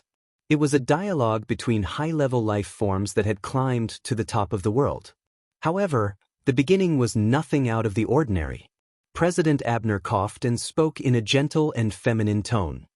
There are still a few who haven't arrived yet, but since we've caught up with the live broadcast, we won't wait any longer. Let's watch while we discuss and exchange our opinions. As he spoke, the video playing at high speed slowed down and entered normal mode. The most eye-catching thing in the video was undoubtedly the huge and ugly face of the demon. Half of its body had caved in, and the other half had rotted away. There was also the lava mouth that was dripping down, as if it could fall to the ground at any time. All these factors fiercely occupied the attention of the audience. However, what attracted Tianbang's attention the most, which was also the focus of the video, was the man sitting in a wheelchair beside him. He looked unfamiliar and a little too thin, as if he was ill. However, at this moment he was quite relaxed. Perhaps it was because of the sudden change in speed, but the body language of the man in the wheelchair seemed to be slow and unruffled. He was giving a demonstration to the woman behind him who was gently holding the wheelchair. Look, with this half-energy, half-material thing as a foil, Cadman's body and soul structure is a lot more straightforward. Limited by the conditions, we can only look at the general outline. You should be able to find the resonance structure related to the blood-soul temple. Understand the relationship, and then refer to the actual emotional state of a life form, and you'll roughly know where the problem lies. The man in the wheelchair explained while his hands did not stop moving. His fingertips made a few horizontal and vertical cuts in the air, cutting the dripping lava mouth into 20 to 30 parts of different sizes. Not counting the scraps on the periphery, the main part of the cut was clearly a scaled-down human body, including the head, shoulders, chest, abdomen, spine, limbs, and the isolated internal organs. There were also fiery threads in between. They were like the connecting lines of a doll, but they were also like the blood vessels and nerves of a real human body. It was precisely this dismembered lava mold. The head, at the top, had already been cut off. It was the size of a date, but it had complete facial features. At this moment, it was completely distorted by fear and pain. Unfortunately, not many people could clearly hear what it was shouting. Inside the virtual venue, most people had dull expressions, but there were also some who were overflowing with interest. This person is certainly an outstanding surgeon. He's also very good at teaching and educating people. Sitting on the right side of President Abner was the world's top boundary grandmaster, Constance Dale. She was still dressed as a medieval witch. Her hood covered her face, and the corners of her lips were half hidden. She carried out her favorite mysticism. Because of this person, I think of another person. He also loves to preach. The legendary Professor Luo. Didn't he come to the conference today? Oh, you're talking about Luonan? President Abner stroked the yellow beard on his cheek. His tone was still gentle. This time, it's an analysis and discussion on the death of Deputy Secretary General Gong Chi. It's an invitation system. Luo Nen isn't a relevant person, but according to the theory and level of strength he's displayed recently, he's certainly qualified. As he spoke, Abner cast his gaze towards Ouyang Chen, who was a bit far away. Although it was a virtual world, his gaze was still solid. Oh, Ouyang, why don't your branch contact him? If it's convenient, invite him over. Everyone can exchange what they need.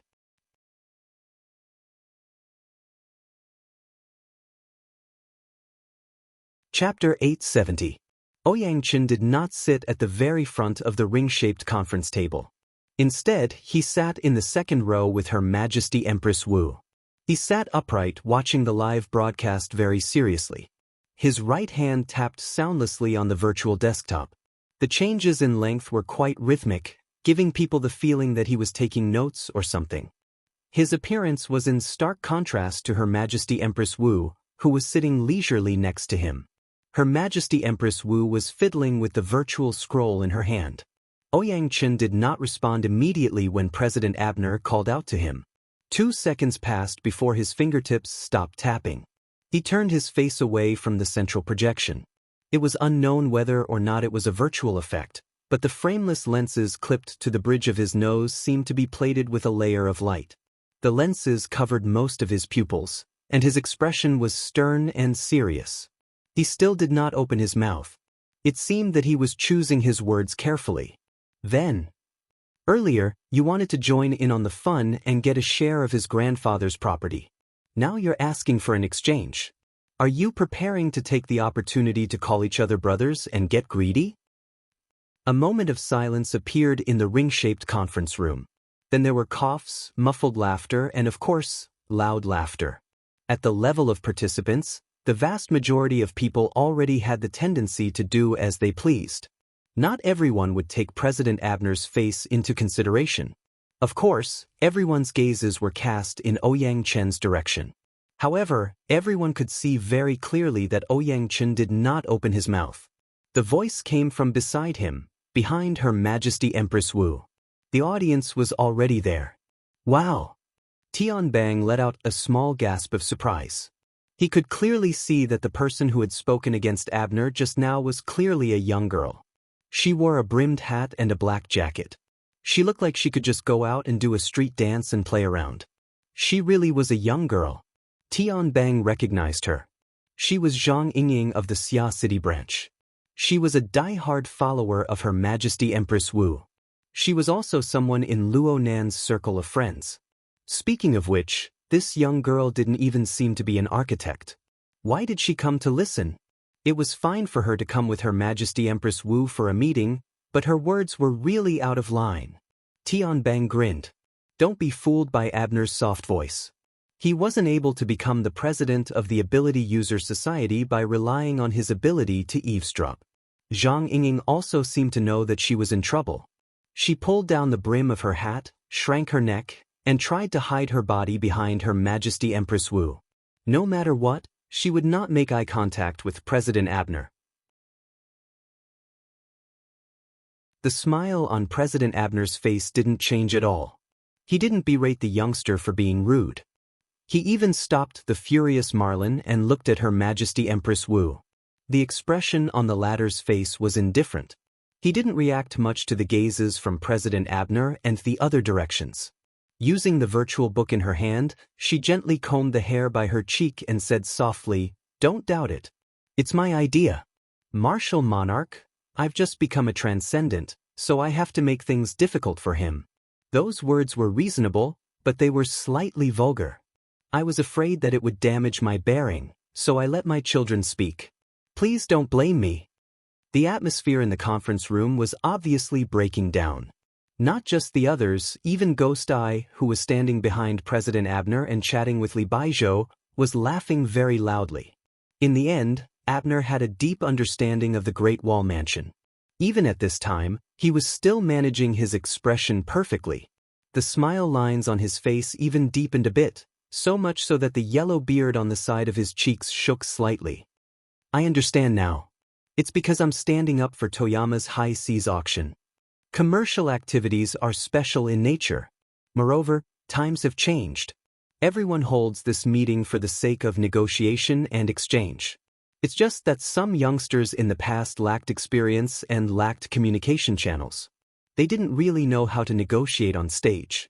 They felt wronged when they were bullied in a fight, so it was understandable that the adults would stand up for them. And now that the youngsters are independent, everyone is happy to see this happen. What's the standard for children to fight? Ouyang Chen's index finger scraped across the bridge of his nose.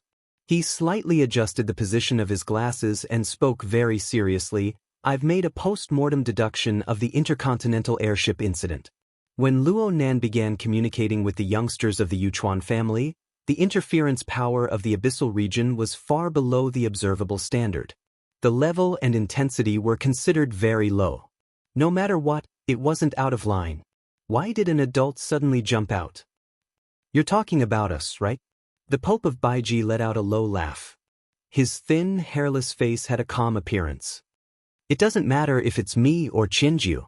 We won't overstep our boundaries and stand up for the children of other families. As for the intercontinental airship incident, it should be understood like this. Pulling people to the table, whether it's drinking tea or arm wrestling, always requires a bit of effort. Fine, this is your president's logic. The truth is that we've always bullied the weak and feared the strong. It's just that ordinary people aren't as strong as us. The corner of Tianbang's lips twitched. It was probably only in this sort of situation that these old extraordinaries would speak so bluntly. However, this battle of tongues, which was about to expand, was, to put it bluntly, each family expressing their position. There was no substantial pressure. President Abner's smiling face was the clearest benchmark. Of course, the earliest pressure was washed away by Zhang Yingying's fearless speech. Or perhaps the time wasn't right yet. Her Majesty Empress Wu reluctantly concluded, compared to the Amaterasu order, President Abner really does care and cherish. Especially his speech. It's incisive, deep and shallow. It's very targeted and instructive. Oh my, where did your extraordinary bearing go? Tianbang finally laughed out loud. He wasn't the only one who laughed. He wasn't even in the minority. Her Majesty Empress Wu became more and more open-minded amidst her laughter. The only pity is that he beat around the bush a bit. I'm afraid that only you, President, can speak so clearly.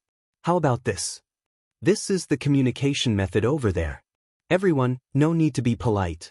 You can discuss and research, or call each other brothers. Just go ahead. I also really want to know what kind of brilliant argument he can make today. As she spoke, Her Majesty Empress Wu tossed out a white bead of light. It spun around in the live broadcast area. It was none other than the special effects of Luo Nan's message link. Tianbang casually scanned it and confirmed that there were no mistakes. There were quite a few people who did the same thing as him. Luo Nan would probably receive quite a few friend requests after today's meeting. President Abner maintained his smile. He turned his head and instructed Marlin, send an invitation to Professor Luo right now. If he's free, invite him to participate in this discussion. Everyone is looking forward to the splendid explanation that configuration theory will give to this world. Then he changed the topic of conversation. Before the situation changes, everyone should first understand the background information of today's meeting. See why this meeting is being held, and choose this person. Mr. Mo was quite cooperative in the live broadcast. His lecture was neither fast nor slow. It looked like it would continue for quite some time. On the other hand, Vice President Marlin had just made arrangements to contact Luo Nan.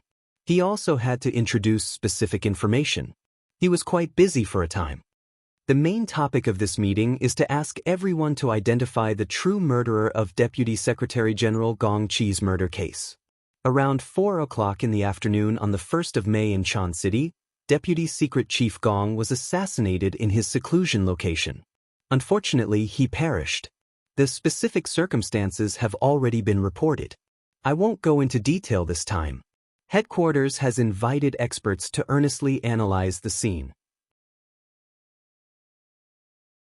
Aside from basic judgments such as the time of the crime, motive, and so on, they have also broken down the clues from the act of murder. In the end, a total of 7 conditions were formed. These will serve as the criteria for identifying suspects. The information in the hands of the participants was updated along with Marlin's explanation. First, an electromagnetic ability user. Connie, Monroe, and I fought with the murderer that day, or should I say, one of the murderers. We are certain that he definitely belongs to this type. Second, an extraordinary or a manipulator of the Abyss region's solidified configuration. This should be the case. I won't go into detail. Third, the extreme utilization of the Abyss region's power and micromanipulation ability.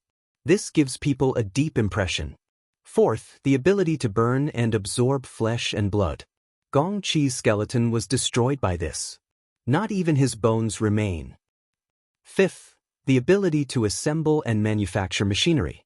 The murderer is equipped with an exoskeleton for combat. The style should have been specially issued, but there are too many possibilities.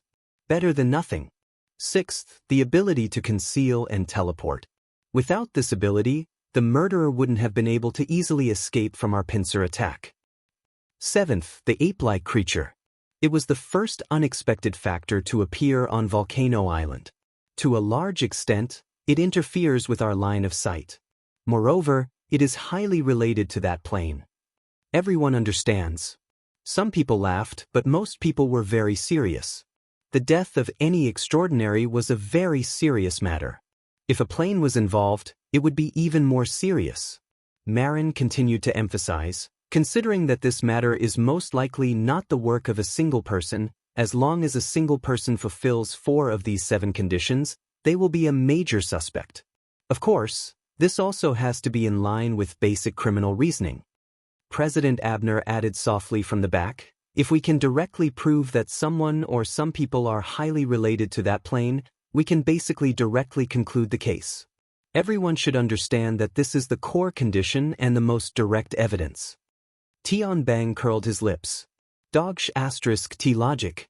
However, the venue was rather lively and noisy.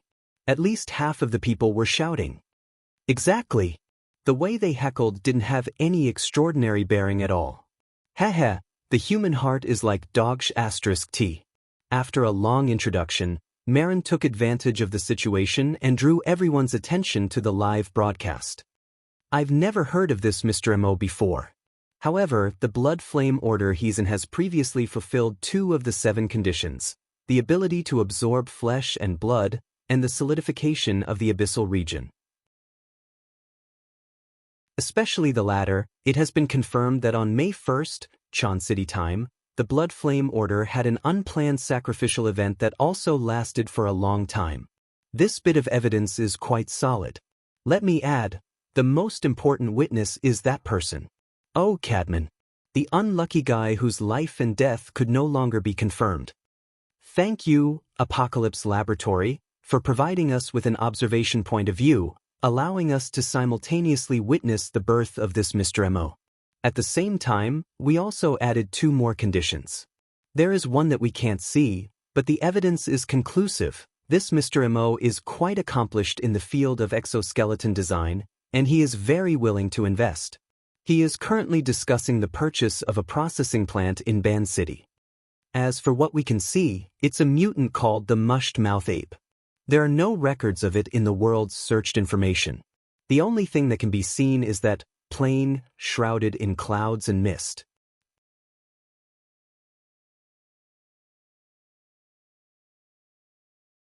Chapter 871. Marin spoke quickly, but there were still some who couldn't control their impatience. Not far behind Marin, a loud and clear voice rang out. 4 out of 7, the most important one is more or less confirmed. What are we still talking about here? Let's just do it. General Corny, the association's intention is not to make a rash judgment. Considering the Blood Flame Order's past strength and performance, isn't there still that Mr. Mo? Marin took the opportunity to explain. Due to the lack of time, from the channels we currently have, this Mr. Mo has no official information at all. Everything we can find is suspected to be fake. Then what's the point of talking? It's definitely an impersonation. And looking at that bear's heart and leopard's guts, he can't be weak. If this guy wasn't an extraordinary, wouldn't some people who bully the weak and fear the strong have already swallowed him into their stomachs? When the attendees heard General Corny's tone, they thought they would hear some sort of live stream eating sh*t, or something along those lines. In the end, this guy turned cowardly so quickly. Evidently, his impatient tone just now was a sign of him trying to instigate others. For a moment, cold laughter rang out. Although this General Corny had the title of General, he did not actually belong to the military. Instead, he was the leader of a private armed force active in the Central and North Africa region. Although this guy was an extraordinary, he was famous for being shameless. Today, he could be the guardian of a city, and tomorrow, he could be the leader of a vagrant raiding squad. His big mouth could be said to have been somewhat restrained in recent years, but he would still reveal his true nature from time to time. But there were still many people who were willing to cooperate. Not far away from Tian Bang, someone played the role of a sidekick. It's not strange to impersonate someone, but there are dozens of extraordinary in the world, and they're all familiar with each other. So who could it be? Tian Bang tilted his head to take a look. He recognized Saucedo of Moose City in northern Europe. He was a feminine man who was the complete opposite of the common impression of Vikings. He had been active in the fashion industry for a period of time, and had a knack for praising and ruining people. It was said that he did not get along with Her Majesty Empress Wu. Now, a soft knife could be used to stab someone, and it could also be fatal. Compared to Saucedo, General Corny was already a straightforward person. He stretched out his pitch-black palm and rubbed his fingers in the air a few times. That candidate, all of you must have molded it in your hearts. Halfway through his words, he saw Ouyang Chen's gaze directed at him. Behind the glasses, his gaze was calm and clear, like a colorless lake, but it could also be said to be like a polished blade. General Kenny was terrified once again. He chuckled and did not say anything else. Everyone wants to snatch food, but no one is willing to stand out. Compared to ordinary people, the mental world of extraordinaries doesn't seem to have any significant difference. After transcendence, there's no such thing as sainthood. Dr. Pan and Tian Bang conversed through a private channel. They spoke much more casually under these circumstances. They're going around and around here because they suspect Luo Nan, right? What do you think? Honestly, I can't tell. Tian Bang knew that the extraordinaries around the ring-shaped meeting platform had invited him over to listen to the meeting only because of his special relationship with the Blood Flame Order. They wanted to obtain more insider information and make a more accurate judgment. This gave Tian Bang a strange sense of self-awareness that he was a traitor. But even if it was out of personal interest, after he digested the information he had prepared for the meeting, he still spent a lot of effort to observe Mr. Mo. Tian Bang had some harvests. He didn't obtain them from Mr. Mo himself. Instead, he obtained them from Mr. Mo's subordinate, Cadman, whose life and death were hard to determine. Tian Bang knew of Cadman. He knew that Cadman was a fleshly adept with decent strength. He also knew of the technique of the violent fire seal. This made him naturally put himself in Cadman's shoes. How could his soul be captured from thousands of kilometers away? Was the violent fire seal the key trigger in the entire process? Was it possible to avoid this result? What role did the Blood Soul Temple, the solidified configuration in the Abyss region, play? What role did it play? Tian Bang analyzed as he put himself in Mr. Mo's shoes. Even though Tian Bang had mostly broken away from the system of the Blood Flame Order and the Restraint faction, he still had some insights. But these were far from enough to be used as a basis for a qualitative judgment. Tian Bang said, Mr. Mo's situation is a clear suspicion, but it hasn't reached the stage of true evidence. If Mr. Mo wasn't an extraordinary, he might have died 100 times over by now. But he is. At the very least, it's highly likely that he is. If that's the case, then the nature is completely different. Dr. Pan, with the rigorous attitude of a researcher, gave a reasonable discussion. Up until now, this Mr. Mo hasn't shown any solid evidence that he's an extraordinary. On the contrary, he's been too vague, Tian Bang laughed. To play with a person's soul in the palm of his hand from thousands of kilometers away. What kind of level is this? That's because he's dealing with his own order's believers. 2 of the leaders of the 3 great orders have come. Perhaps you can ask them how they deal with undevout believers? Is it possible to do things so beautifully from thousands of kilometers away? We've also done a few models of the Blood Soul Temple. If we consider the optimal solution, Tian Bang shook his head. Don't mention those kinds of wild guesses. Besides, doesn't optimal mean most dangerous? Everyone has to leave a way out for themselves. When it comes to extraordinaries, it's never too much to be cautious. It's been a bit better these past few years. There aren't many cases of extraordinaries fighting to the death, but every time it happens, it shakes the entire world. There's no need to talk about Gong Qi. A few years ago, Jin Buhuan was completely influenced by a nuclear bomb. Dr. Pan, didn't you research there for a period of time? Dr. Pan slowly nodded. It was in that volcanic area. In comparison, Jin Tong died the most sullen death. He was finished without a sound. He only left behind a mountain of bones for the people of the world. Suddenly, a new train of thought opened up in Tian Bang's mind. Perhaps, it was possible. He found a new piece of evidence. Mountain of bones, Blood Soul Temple, and the headband that fell into Luo Nan's hands in the end, an electromagnetic ability user. Jin Tong was an electromagnetic ability user. Although this brother belonged to the fleshly side, it was insignificant when compared to the clues themselves. Tian Bang had heard in Xia City that Luo Nan was researching and developing equipment for the Jin Tong headband. There was a period of time in the past when Luo Nan used the Jin Tong headband to control some sort of advanced civilization's inheritance. None of this was a big deal when considered alone. But when the fragments were put together, 7 to 5, they could even echo each other. What's wrong? It's nothing. Tian Bang wasn't going to be the stupid bird that stuck its head out. He just needed to think a little more to understand that the matter of Luo Nan possessing the Jin Tong headband was no secret. The problem lay in the fact that the cause of Jin Tong's death was still a mystery that had yet to be completely solved. Jin Tong had an inextricably close relationship with the Xia City branch. No one knew how deep the Xia City branch's involvement went. Her Majesty Empress Wu had sent Jin Tong flying. What happened next? To what extent could Ouyang Chen's protective behavior reach? How many supporters did the Xia City branch have in regards to this matter? Sympathizers? Dealing with an extraordinary was on a completely different level from dealing with 2, 3, or even more extraordinary. One had to be prepared for a local war, or even a world war.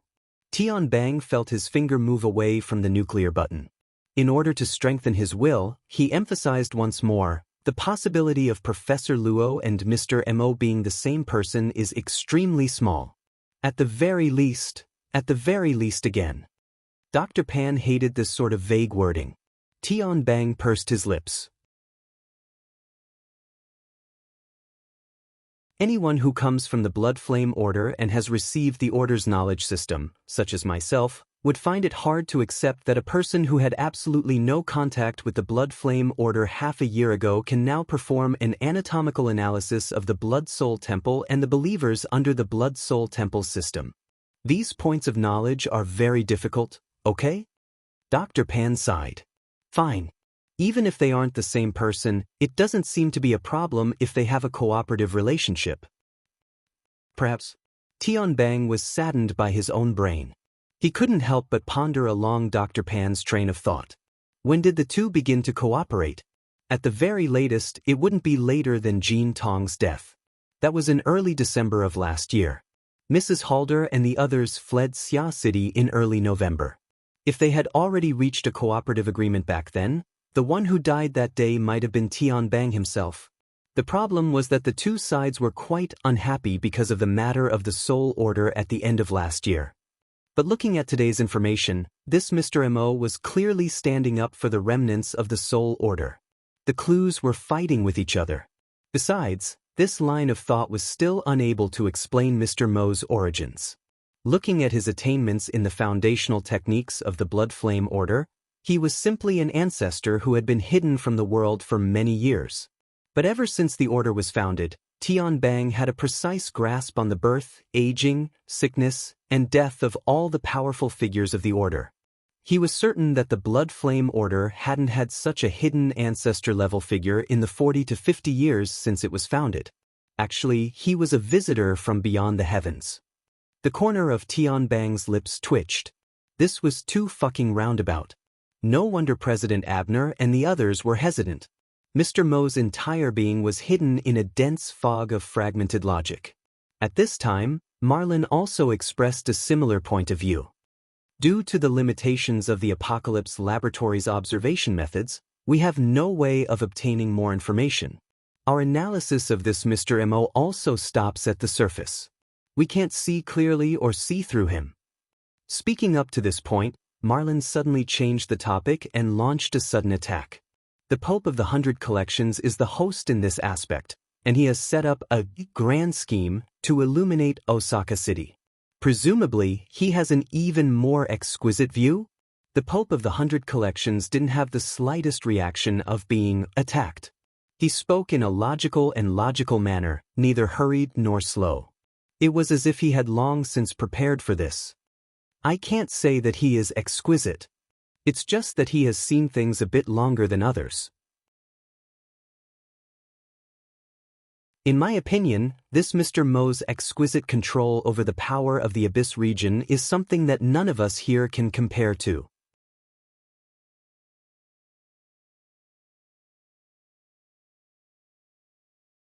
Chapter 872. Fine control? Isn't it better to just say 7 out of 5? Someone in the venue immediately deciphered the Pope of Baiji's verbal technique. In fact, it was 7 out of 5, if it was really a gang. Tian Bang was still evaluating in his heart, but more people wanted to see proof. Amidst the chaotic cries for explanation, General Kenny became lively again, and his voice was especially loud. If you want to win everyone's trust, you have to at least give a reason. The Pope of Baiji smiled. As I said, this is the result of observation. Because you haven't been able to observe? This time, it was Constance Dollar's turn to speak. This female extraordinaire was a practitioner of mysticism, and she was used to speaking with the prophetic tone of witches and witches. Of course, her eyes were indeed sharp, and because of her outstanding attainments in boundaries, she had a unique view of the current scene in the live broadcast, including the situation in Ban City. If the blood surges again, your eyes will be ruined. The Pope of Baiji ignored the deliberate ambiguity in Ms. Dollar's words and continued to smile. This is also a part of observation. While the verbal and scheming battle in the virtual ring venue was gradually accumulating on the passenger terminal of Ban City's Ping Trade Market, which everyone was paying attention to, Goto Yoshimasa was in a state of high anxiety. This emotion, as time went by, and as Mr. Emo spat out words that he seemed to understand but not understand, became heavier and heavier. Especially in Ban City today, the boundless light behind the fish-scale clouds that filled the sky should have been his greatest reliance. But at this moment, At this moment, as the midday sun shone down, he only felt as if there was a blade on his back. The heat continuously seeped into his body and accumulated, but he couldn't find a channel to vent it. In fact, there was, and the channel was the eyeballs, embedded in his eye sockets. The heat radiated from the sky was originally used by this pair of special eyeballs, in order to break through Mr. Mo's external appearance and directly to his deep essence. Goto Masayoshi once felt that he could do it. He had the support of the Fusang Divine Tree system. He also saw that Mr. Mo was using methods that exceeded the limits of people's imagination. In theory, this person must also use power that exceeded the limits of people's imagination. Under such circumstances, the black box created by the cloak could not be maintained in a perfect and flawless state. This was also the time for this pair of eyeballs to realize its significance. However, until now, the cloak was still a cloak, and the black box was still a black box. He still couldn't break it. Goto Masayoshi could only think like this. With Mr. Mo's ability, most likely dealing with Cadman and his kind would be as easy as flipping his hand, like the clouds and the breeze clear, and would not reveal the least bit of a clue. So, more than once, he hoped that Captain Jimmy would be able to use his hands to create the conditions for him, the eyes, to observe. However, after that detestable bastard suffered a loss, he hid in the tin can and pretended to be deaf and mute. When he was forced into a corner, he even boasted back, "I have a more important mission." This coward. Of course, Goto Masayoshi knew that Captain Jimmy had a backer. However, who didn't have a backer? The problem was that Goto Masayoshi's own backer did not have any new arrangements.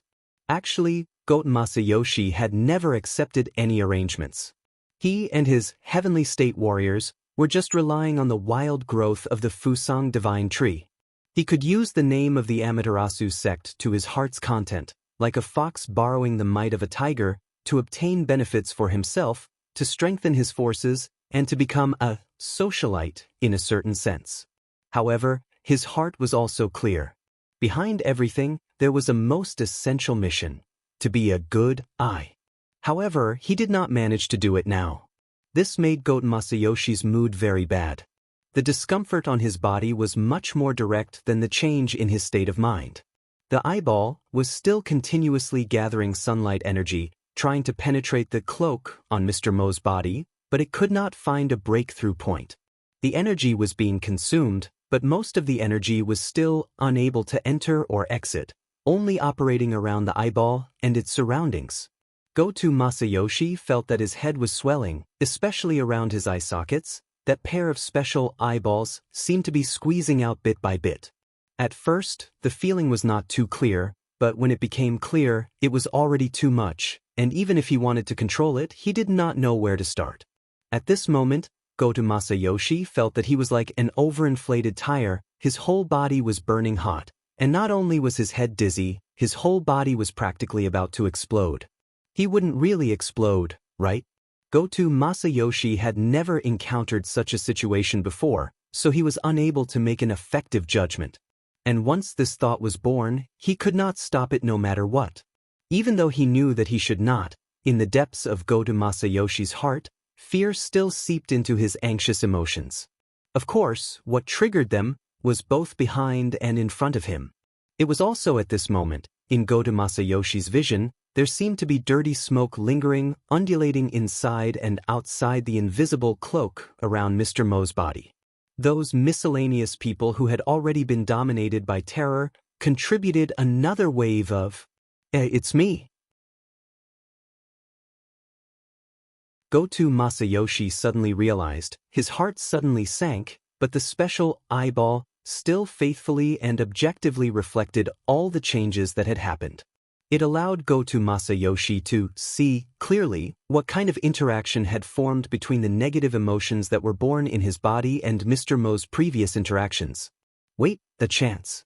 Goto Masayoshi's thoughts once again lagged behind the reaction of the eyeball. The sunlight that filled the sky, under the support of the Fusang Divine Tree's Great Divine Treasure System, formed an extraordinary connection with Goto Masayoshi's special eyeball above the normal laws of physics. After that, Goto Masayoshi felt that his body seemed to have entered a kind of transparent state, creating the best conditions for the sunlight that was projected over. Most importantly, Goto Masayoshi's thoughts had actually participated. As a kind of targeting tool, it had specified the direction and target of focus, and had received the feedback information. At this moment, Goto Masayoshi followed the smoke and saw even more.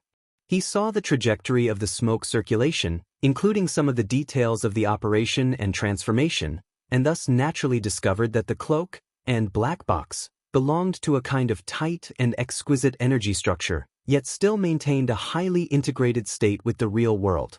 Because of the integration, they were one. It's this. Goto Masayoshi never would have thought that the difficult problem that had been dragging on for a long time would actually have a breakthrough because of his own fear. He also didn't have the time to think deeply about the problem inside, only doing his best to memorize and analyze, trying to dig out even more things. He had already seen the light. Everything was difficult at the beginning. Very quickly, his vision suddenly slanted, completely leaving its original focus. His entire vision was also affected, swaying back and forth. Swaying? The so-called swing was actually swaying back and forth. It felt like the eyeball wasn't embedded in the eye sockets, but rather attached to some thin string. His randomly swaying vision, in the blink of an eye, he rearranged the situation around him. Mr. Mo, mushed-mouth ape, the cowardly Jimmy, his terrified subordinates, and the veterans that he had forcefully dragged over to confront, and so on. Why are all these guys looking at me? And with that kind of gaze? In his swaying vision, a thicket of blood, flesh, nerves, and bones appeared. It was malevolent and ugly, and emitted an ominous aura of death. It was still burning.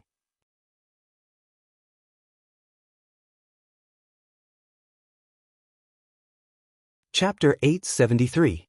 Goto Masayoshi could see that at the top of the burning bush, there was two fruits. On it, there were intermittent embossed lines surrounding it, some thick, some thin, some green, some red. That was blood vessels. His consciousness trembled violently.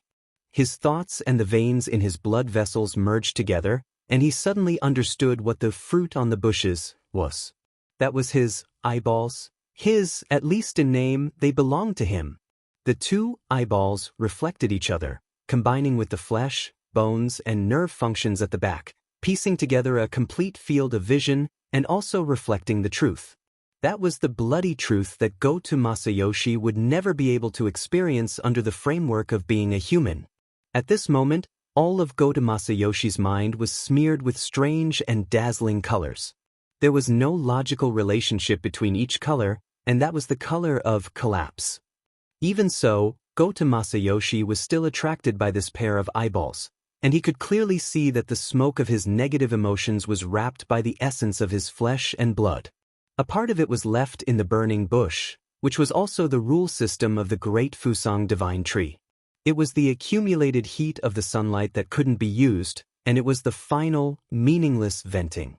As for the other part, it was together with the people on the passenger terminal who were already seized by fear, together with the same color of emotional smoke.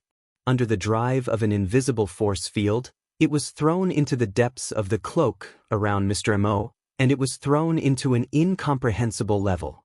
Although it was incomprehensible, he finally saw it. The pitiful quality that belonged to him was twisted, torn, and completely evaporated in the cracks of the opposing rules. The last of his rationality ended here. Goto Masayoshi had no meaning left, and what was left was only the burning flesh, bones, and nerves. And these very quickly lost the outline of the human organs in the flames. Only that pair of eyeballs that were still filled with blood were shaking in the flames, emitting a demonic light. And it was also at this moment that the passenger terminal finally rang with a scream. The heavenly citizens that surrounded the area were certainly a collection of violent people from Ban City, and there was no lack of ability users among them. But when this scene unfolded in front of their eyes, it still broke the nerves of quite a number of people. They had been soaked in fear for too long, and they just lacked a trigger that would allow them to collapse. Plop plop. In the chaos, some people were directly pushed into the lake, subconsciously struggling, and even dragged their companions down with them. 2 to 3 people fell into the water, creating a huge splash, and also caused a slight wave on the shore. The undulating waves naturally spread along the embankment. Some of them even slapped a thick thigh covered in scales and fine hair on the side. A part of the deep purple mouth, and a part of it, and a part of it, a part. A part of the thin smoke flowed in and out, as if there was a high temperature and poison intertwined. A part of it. A part. A part. A part. Thin wisps of smoke flowed in and out of the deep purple slit. It was as if high temperature and poison were intertwining with each other as the lava saliva spurted out. It was unknown who took the lead, but a group of violent people scattered in all directions. At the same time, more people were knocked into the lake, and as they struggled and screamed in the water, what little order there was fell apart. It's a little ugly. In the virtual ring venue, the Pope of the 100 Collections sighed, looking a little disappointed. No, it's very pretty. Constance Dollar continued the conversation with the Pope of the 100 Collections. This was not a deliberate bickering. At this time, among the various audiences who were watching this live broadcast, a considerable part of them were in favor of Ms. Dollar. What they were watching, of course, was not the chaotic and vexed, heavenly citizens on the distant dock, but the entanglement and collision of Mr. Mo's cloak and the forest of burning flesh and bones in the process. Both were creations of special rules. They clashed with each other and penetrated each other, but neither of them was completely successful. This was a confrontation at the transcendent level, but because it was a live broadcast, the corresponding turbulence in the abyss could not be seen. However, it was precisely this half-concealed, half-restrained wrestling that made it all the more obvious. Every audience member, or at least every extraordinaire, had their own guesses. The vast majority of them kept their thoughts to themselves, but there would always be people who would express a very special kind of expression. This Mr. Amo seems to be a gentle person. As a world-famous fashionista, Xiao Saido's voice was quite gentle, but the meaning was even more subtle. Don't you prefer the tough type? Someone asked. Xiao Saido did not mind and continued, don't you think so? Up until now, the Pope of the 100 Collections has exhausted nearly 40 rounds of rule changes, burning up the last bit of material carrier, but still unable to find out Mr. Mo's background. Is that so? The Pope of the 100 Collections laughed very sincerely. In Ban City, under the cover of the Fusang Divine Tree System, Mr. Mo can still control it to this extent. It's amazing. Fine control is only the most basic description. The concealment and concealment ability formed from this is the most amazing. 5 out of 7, 6 out of 7. After a few seconds of silence, Vice President Marin coughed. Gentle, what is the definition of gentle? Smiling, Xiao Saido stretched out his hand and drew an outline in front of him that was quite similar to Mr. Mo's. With Mr. Mo's ability to conceal his presence and restrain his psychic waves, as long as he doesn't want to show himself, the Pope of the 100 Collections wouldn't be able to catch his shadow even if he had 10 pairs of eyes. But he still showed himself. At least from what I've seen and understood so far, he's standing up for his subordinates and partners who are in trouble. He's providing them with protection and support, and he's not hesitating to put himself in danger. This way of doing things, isn't this a gentle heart? Xiao Saido's embellishments sounded very praiseworthy and high praise, but anyone who knew him well would feel a cold, slippery snake wriggling in their ears and chest. This is, how does the Pope of the 100 Collections do things? Even Dr. Pan could figure out the meaning behind it. Faint boos and laughter could be heard in the hall. Xiao Saido accepted it calmly. He didn't want to hide it anyway. He was 6 or 7,000 kilometers away from Ban City. No matter what, he wouldn't be able to get the first prize. In that case, it would be more interesting to make the situation more chaotic. But the problem was, would Mr. Mo, who seemed to have popped out of a rock, really do what Xiao Saido analyzed? Would the Pope of the 100 Collections and the Amaterasu Order under his rule believe in this judgment? Interesting angle. The Pope of the 100 Collections' tone didn't have any interesting reaction at all. The smile on his face had faded, and under his bald head, his entire face was indifferent. You might as well think of a few more good ideas like this. Just one: I can't entrust the foundation of Ban City to this so-called gentle heart. It was obvious from his words that the Amaterasu order, or at least the Pope of the 100 Collections, wasn't too willing to go against this Mr. Mo in Ban City. As for true God Qian Ju, he might already be rubbing his palms together. At least for now, the Pope of the 100 Collections was still steering the ship, very quietly and honestly asking for opinions. Are there any other possibilities? Why would such a person appear in front of people at this time, at this moment, in this way? This is a question that I can't answer no matter how much I think about it. Why don't you all give me some suggestions? That's right, why? Intentional, unintentional, active, forced. These high-end ability users with rich experience could easily think of dozens or even hundreds of possibilities. But every possibility had to be supported by sufficiently solid logic. Then again, at their level, logic wasn't a necessary consideration. For example, the cause of this meeting. Gong Qi had already been dead for half a month. The Ability User Association had been searching for him all over the world, but there had been no progress at all. Suddenly, such a person had jumped out and openly displayed his deep suspicions. Moreover, it was in the territory of two top-notch extraordinaries. What logic was there to speak of in this? What do you think is going on? Dr. Pan tried to discuss with Tianbang again. But this time, Tianbang didn't join the conversation. Coincidentally, an order had entered his mind through the channel of the health pod. Major General Tian, the meeting hopes to understand the information related to the Blood Flame Order in the Jin Tong incident. Please be prepared to speak. 6 out of 7 was not enough. Was this a 7 out of 7? In the end, there were still people who couldn't stay idle within the restraint faction. The first thing Tianbang reflected upon was his own self-control. Then he considered on an even broader level. Mr. Mo's sudden appearance meant that there was nothing else he could do aside from the Blood Flame Order as a clue. The Blood Flame Order was a secret order. Actually, it had been a rather well-known organization in the inner world for several decades. Everyone knew the ins and outs of the order. There wasn't much meaning in digging further. But if he could solidify the relationship between Luo Nan and the Blood Flame Order, then the monotonous clues would immediately be plentiful and three-dimensional.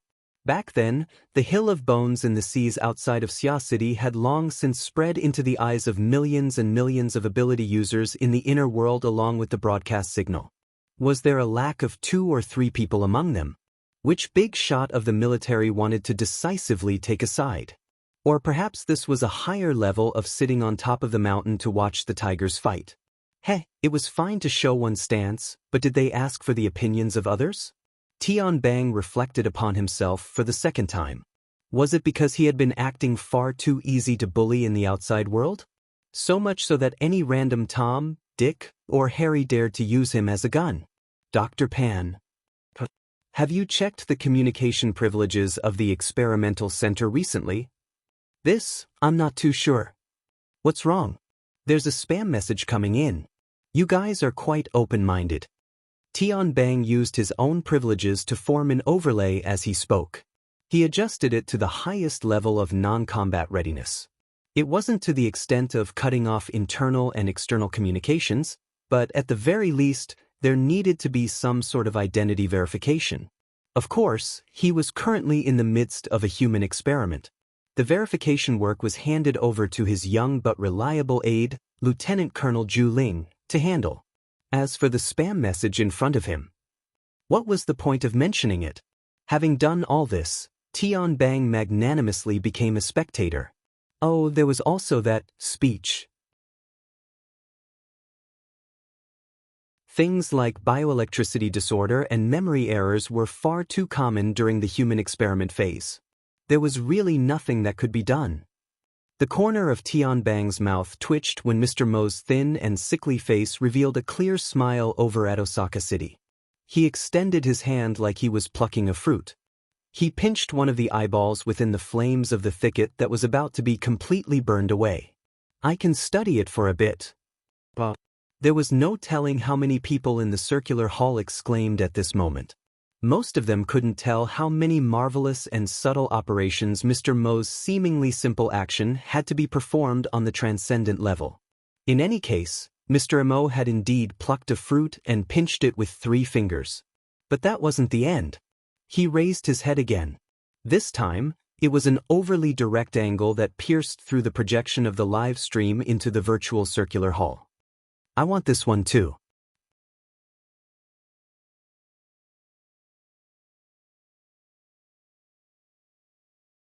Chapter 874. What does he want? Has he discovered us? The higher the concealment ability of Mr. Mo's cloak, the more penetrative the light from his eyes, which were the windows of his soul. They were separated by thousands or even tens of thousands of kilometers, and the boundary between the virtual and the real lay between them. However, at this moment, a similar thought flashed through the minds of most of the audience in the virtual venue. It had nothing to do with logic. It was just their first feeling. However, the feeling didn't last long. While their thoughts were in turmoil, Mr. Mo's eyes remained fixed, and his body didn't move. The gigantic bloody fiend behind him had already made the clearest move. At this moment, the mushed-mouth ape moved from stillness to a great extent and at a great speed. It was to the extent that its enormous body was like a liquid, or like a wave of light that had broken through the barrier of a solid wall. The filthy color of blood mostly covered the glitter of the light wave, but the elements contained inside were even more complicated. It seemed that a violent chemical reaction was taking place inside the bloody light and between it and the materials in the outside world. The camera shot from Captain Jimmy's perspective was instantly polluted by the bloody light. The irregular halos and spots obscured most of the details there. F***CK. In the virtual venue, several people blurted out their catchphrases. The problem was that the terrible effect of the live stream did not improve because of their curses. On the contrary, the bloodstains, halos, and spots were still unscrupulously expanding, smearing, and polluting their visual field. In the end, they almost lost the meaning of analysis. There were only deformed bloodstains that interweaved into twisted and ever-changing patterns that were changing rapidly. The problem of the live stream continued to worsen, and there was no sign of it getting better. What's going on? At this moment, even Marlin and the others on the circular conference table couldn't hold back anymore. President Abner, on the other hand, quickly made a judgment. It seems that the operation team is under attack. As he spoke, he looked at the Pope of 100 communities. He was probably the only one among all the participants who had multiple perspectives. However, the Pope was still indifferent, and he seemed to be in a trance if one looked closely. He didn't respond to Abner's gaze at all. Abner shook his head slightly and turned around to consult a key person who was only separated from him by Marlin and hadn't spoken much. Chairman Mao, should we ensure the quality of the live broadcast? The so-called Director Mao was probably the most casually dressed person at the scene. He was sitting behind the conference table, and only a red and green floral shirt could be seen on his upper body. A pair of aviator sunglasses hung around his neck. It was as if he was projecting the beautiful scenery of the Sunshine Coast. One could imagine what the lower half of his body looked like. This was the truth. Not only was this Director Mao a veteran extraordinaire, he was also an independent director of Quantum Holdings in the secular world and the main liaison for the Deep Blue project. He was practically the highest representative of Quantum Holdings in the inner world. However, unfortunately, he was currently on vacation and was in the Gold Coast. He was forced to attend the meeting, so he was somewhat unwilling and yawned nonstop. However, at this moment, his expression finally tensed up. The vertical wrinkles on his forehead also stood up, and he looked very serious. That's right, we are now an operation team directly under the Apocalypse Laboratory, and we have been attacked. This is a very serious matter. Director Mao was still describing the incident when someone interjected, "When will the live broadcast signal come back?" Director Mao acted as if he hadn't heard anything. The problem right now is the safety of the operation team members. Before he even finished speaking, the messy broadcast screen suddenly cut away from the blood-colored haze and restored the image of the Band City passenger terminal in broad daylight. However, the perspective of the live broadcast had already undergone a clear change. The angle that belonged to Captain Jimmy and was directly facing Mr. Mo had already disappeared. To be more precise, it was in the form of a painting within a painting. It had shrunk to a small area in the upper right corner, and what appeared on the main screen was a side view from the lake's surface to the terminal. From this angle, only half of Mr. Mo's back and shoulders could be seen as he sat in a wheelchair. There was also the ever-expanding anomaly that had already lost its flesh and was more like a translucent bubble of lava than an area of 20 square meters in front of him. *CK, what is that? The mushed-mouth ape? The answer was right in front of them, but none of the audience dared to confirm it. At this moment, the internal radio waves of the operation team in Band City transformed into urgent syllables that appeared in the audience's ears. Captain, Jimmy, he's been swallowed. The formatted space structure has been destroyed. It's greatly weakened. Attempting to replace the main axis. Application denied. Deep Blue's platform location has disappeared. Apocalypse array. Blah blah blah. There seemed to be some sensitive word that the corresponding information had been masked. The following information was even more intermittent. However, the vast majority of the audience present possessed rich combat experience. They could make guesses and understand some of the situation. As it turned out, what Mr. Mo wanted was Captain Jimmy. A more professional term would be a high-end combat machine directly under the Apocalypse laboratory, or even the most cutting-edge 7th-generation dynamo core. Generally speaking, the roots of Jimmy's operation team were still a tightly controlled secret. However, the present virtual venue was the gathering place of the world's strongest experts. There was still a considerable portion of people who understood the crux of the matter. Their gazes unconsciously turned towards Director Mao again. The latter also began to slam the table. Vile. If he could restrain his expression a little more, perhaps it would have been more realistic. Even Dr. Pan could see it. Deep Blue and Apocalypse are at loggerheads because of the 7th-generation dynamo core. So it wasn't just a rumor. Tian Bang wasn't too interested in this. He was more concerned about the details displayed in the live broadcast. At present, the operation team had clearly fallen into an extremely awkward situation. The captain had been swallowed, and the formatted space had fallen into a leaderless state. It had to be rearranged, but the following situation didn't seem quite right. As a top-notch burner, Tian Bang very quickly discovered the abnormality from the operation team's password. Why can't the main axis be replaced? The authority of the commander should be handed over in sequence. The authority didn't pass.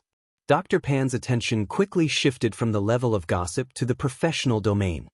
He made a professional judgment, but he soon fell into a state of confusion. Since it's directly under the Apocalypse laboratory, it's most likely the 7th-generation dynamo core. How could there be such a low-level bug in authority transfer? Why is it a B? There's obviously another possibility. Tian Bang stared at the blood-colored bubble in the projection area and said in a low voice, "Why can't it be Captain Jimmy, the commander, who hasn't completely lost his ability to command and hasn't completely lost contact with the other operation team members? He's clearly been swallowed. Looking at that monster's appearance, it can't possibly have digested him along with his exoskeleton. Oh, could it be that the Deep Blue walkers under the control of the 7th-generation dynamo core have a qualitative leap in their ability to survive and communicate in harsh environments? That's why I said that these people shouldn't be called Deep Blue walkers. Apocalypse walkers should be more accurate." Tian Bang nodded, then shook his head. "The problem is that we don't know the nature and composition of the so-called mushed-mouth ape's stomach space, right?"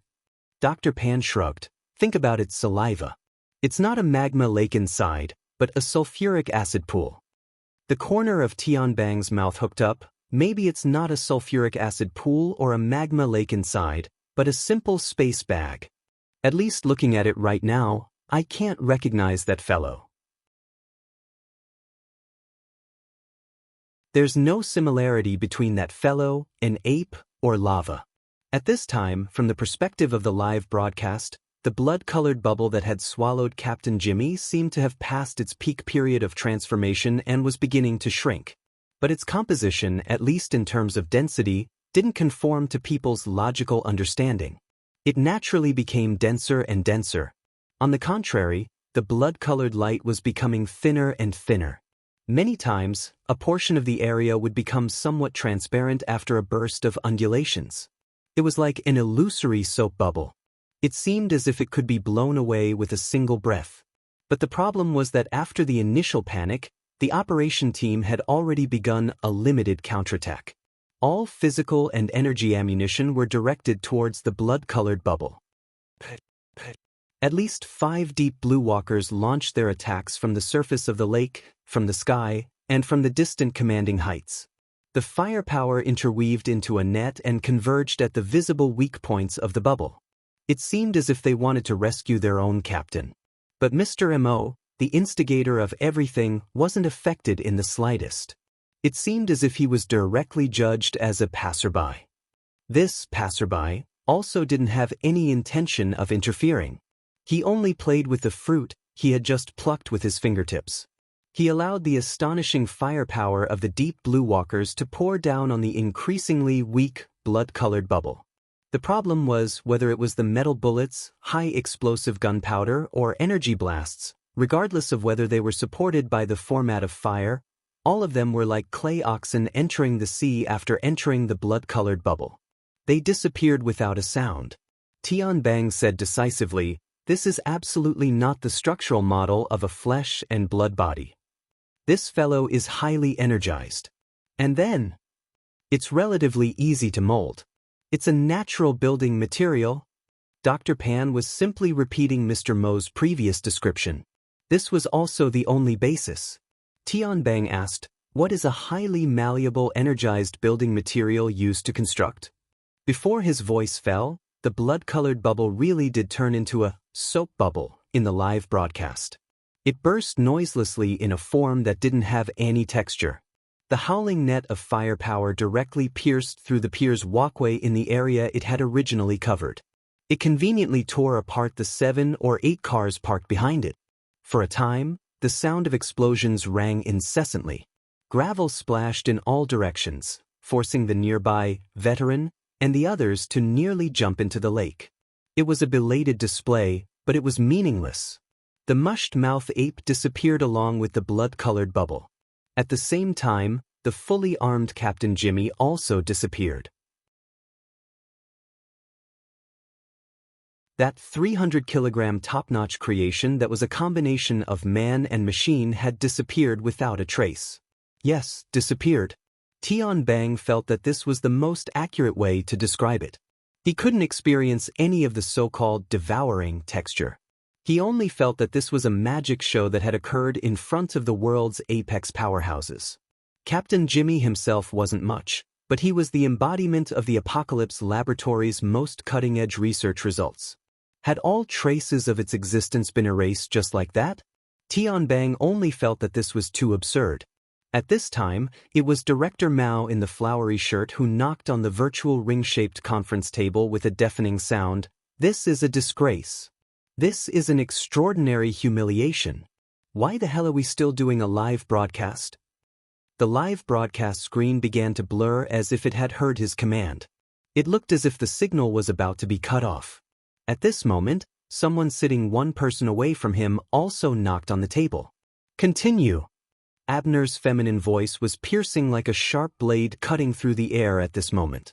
Just a few milliseconds later, at least 3 to 5 powerhouses said in unison, "A painting within a painting."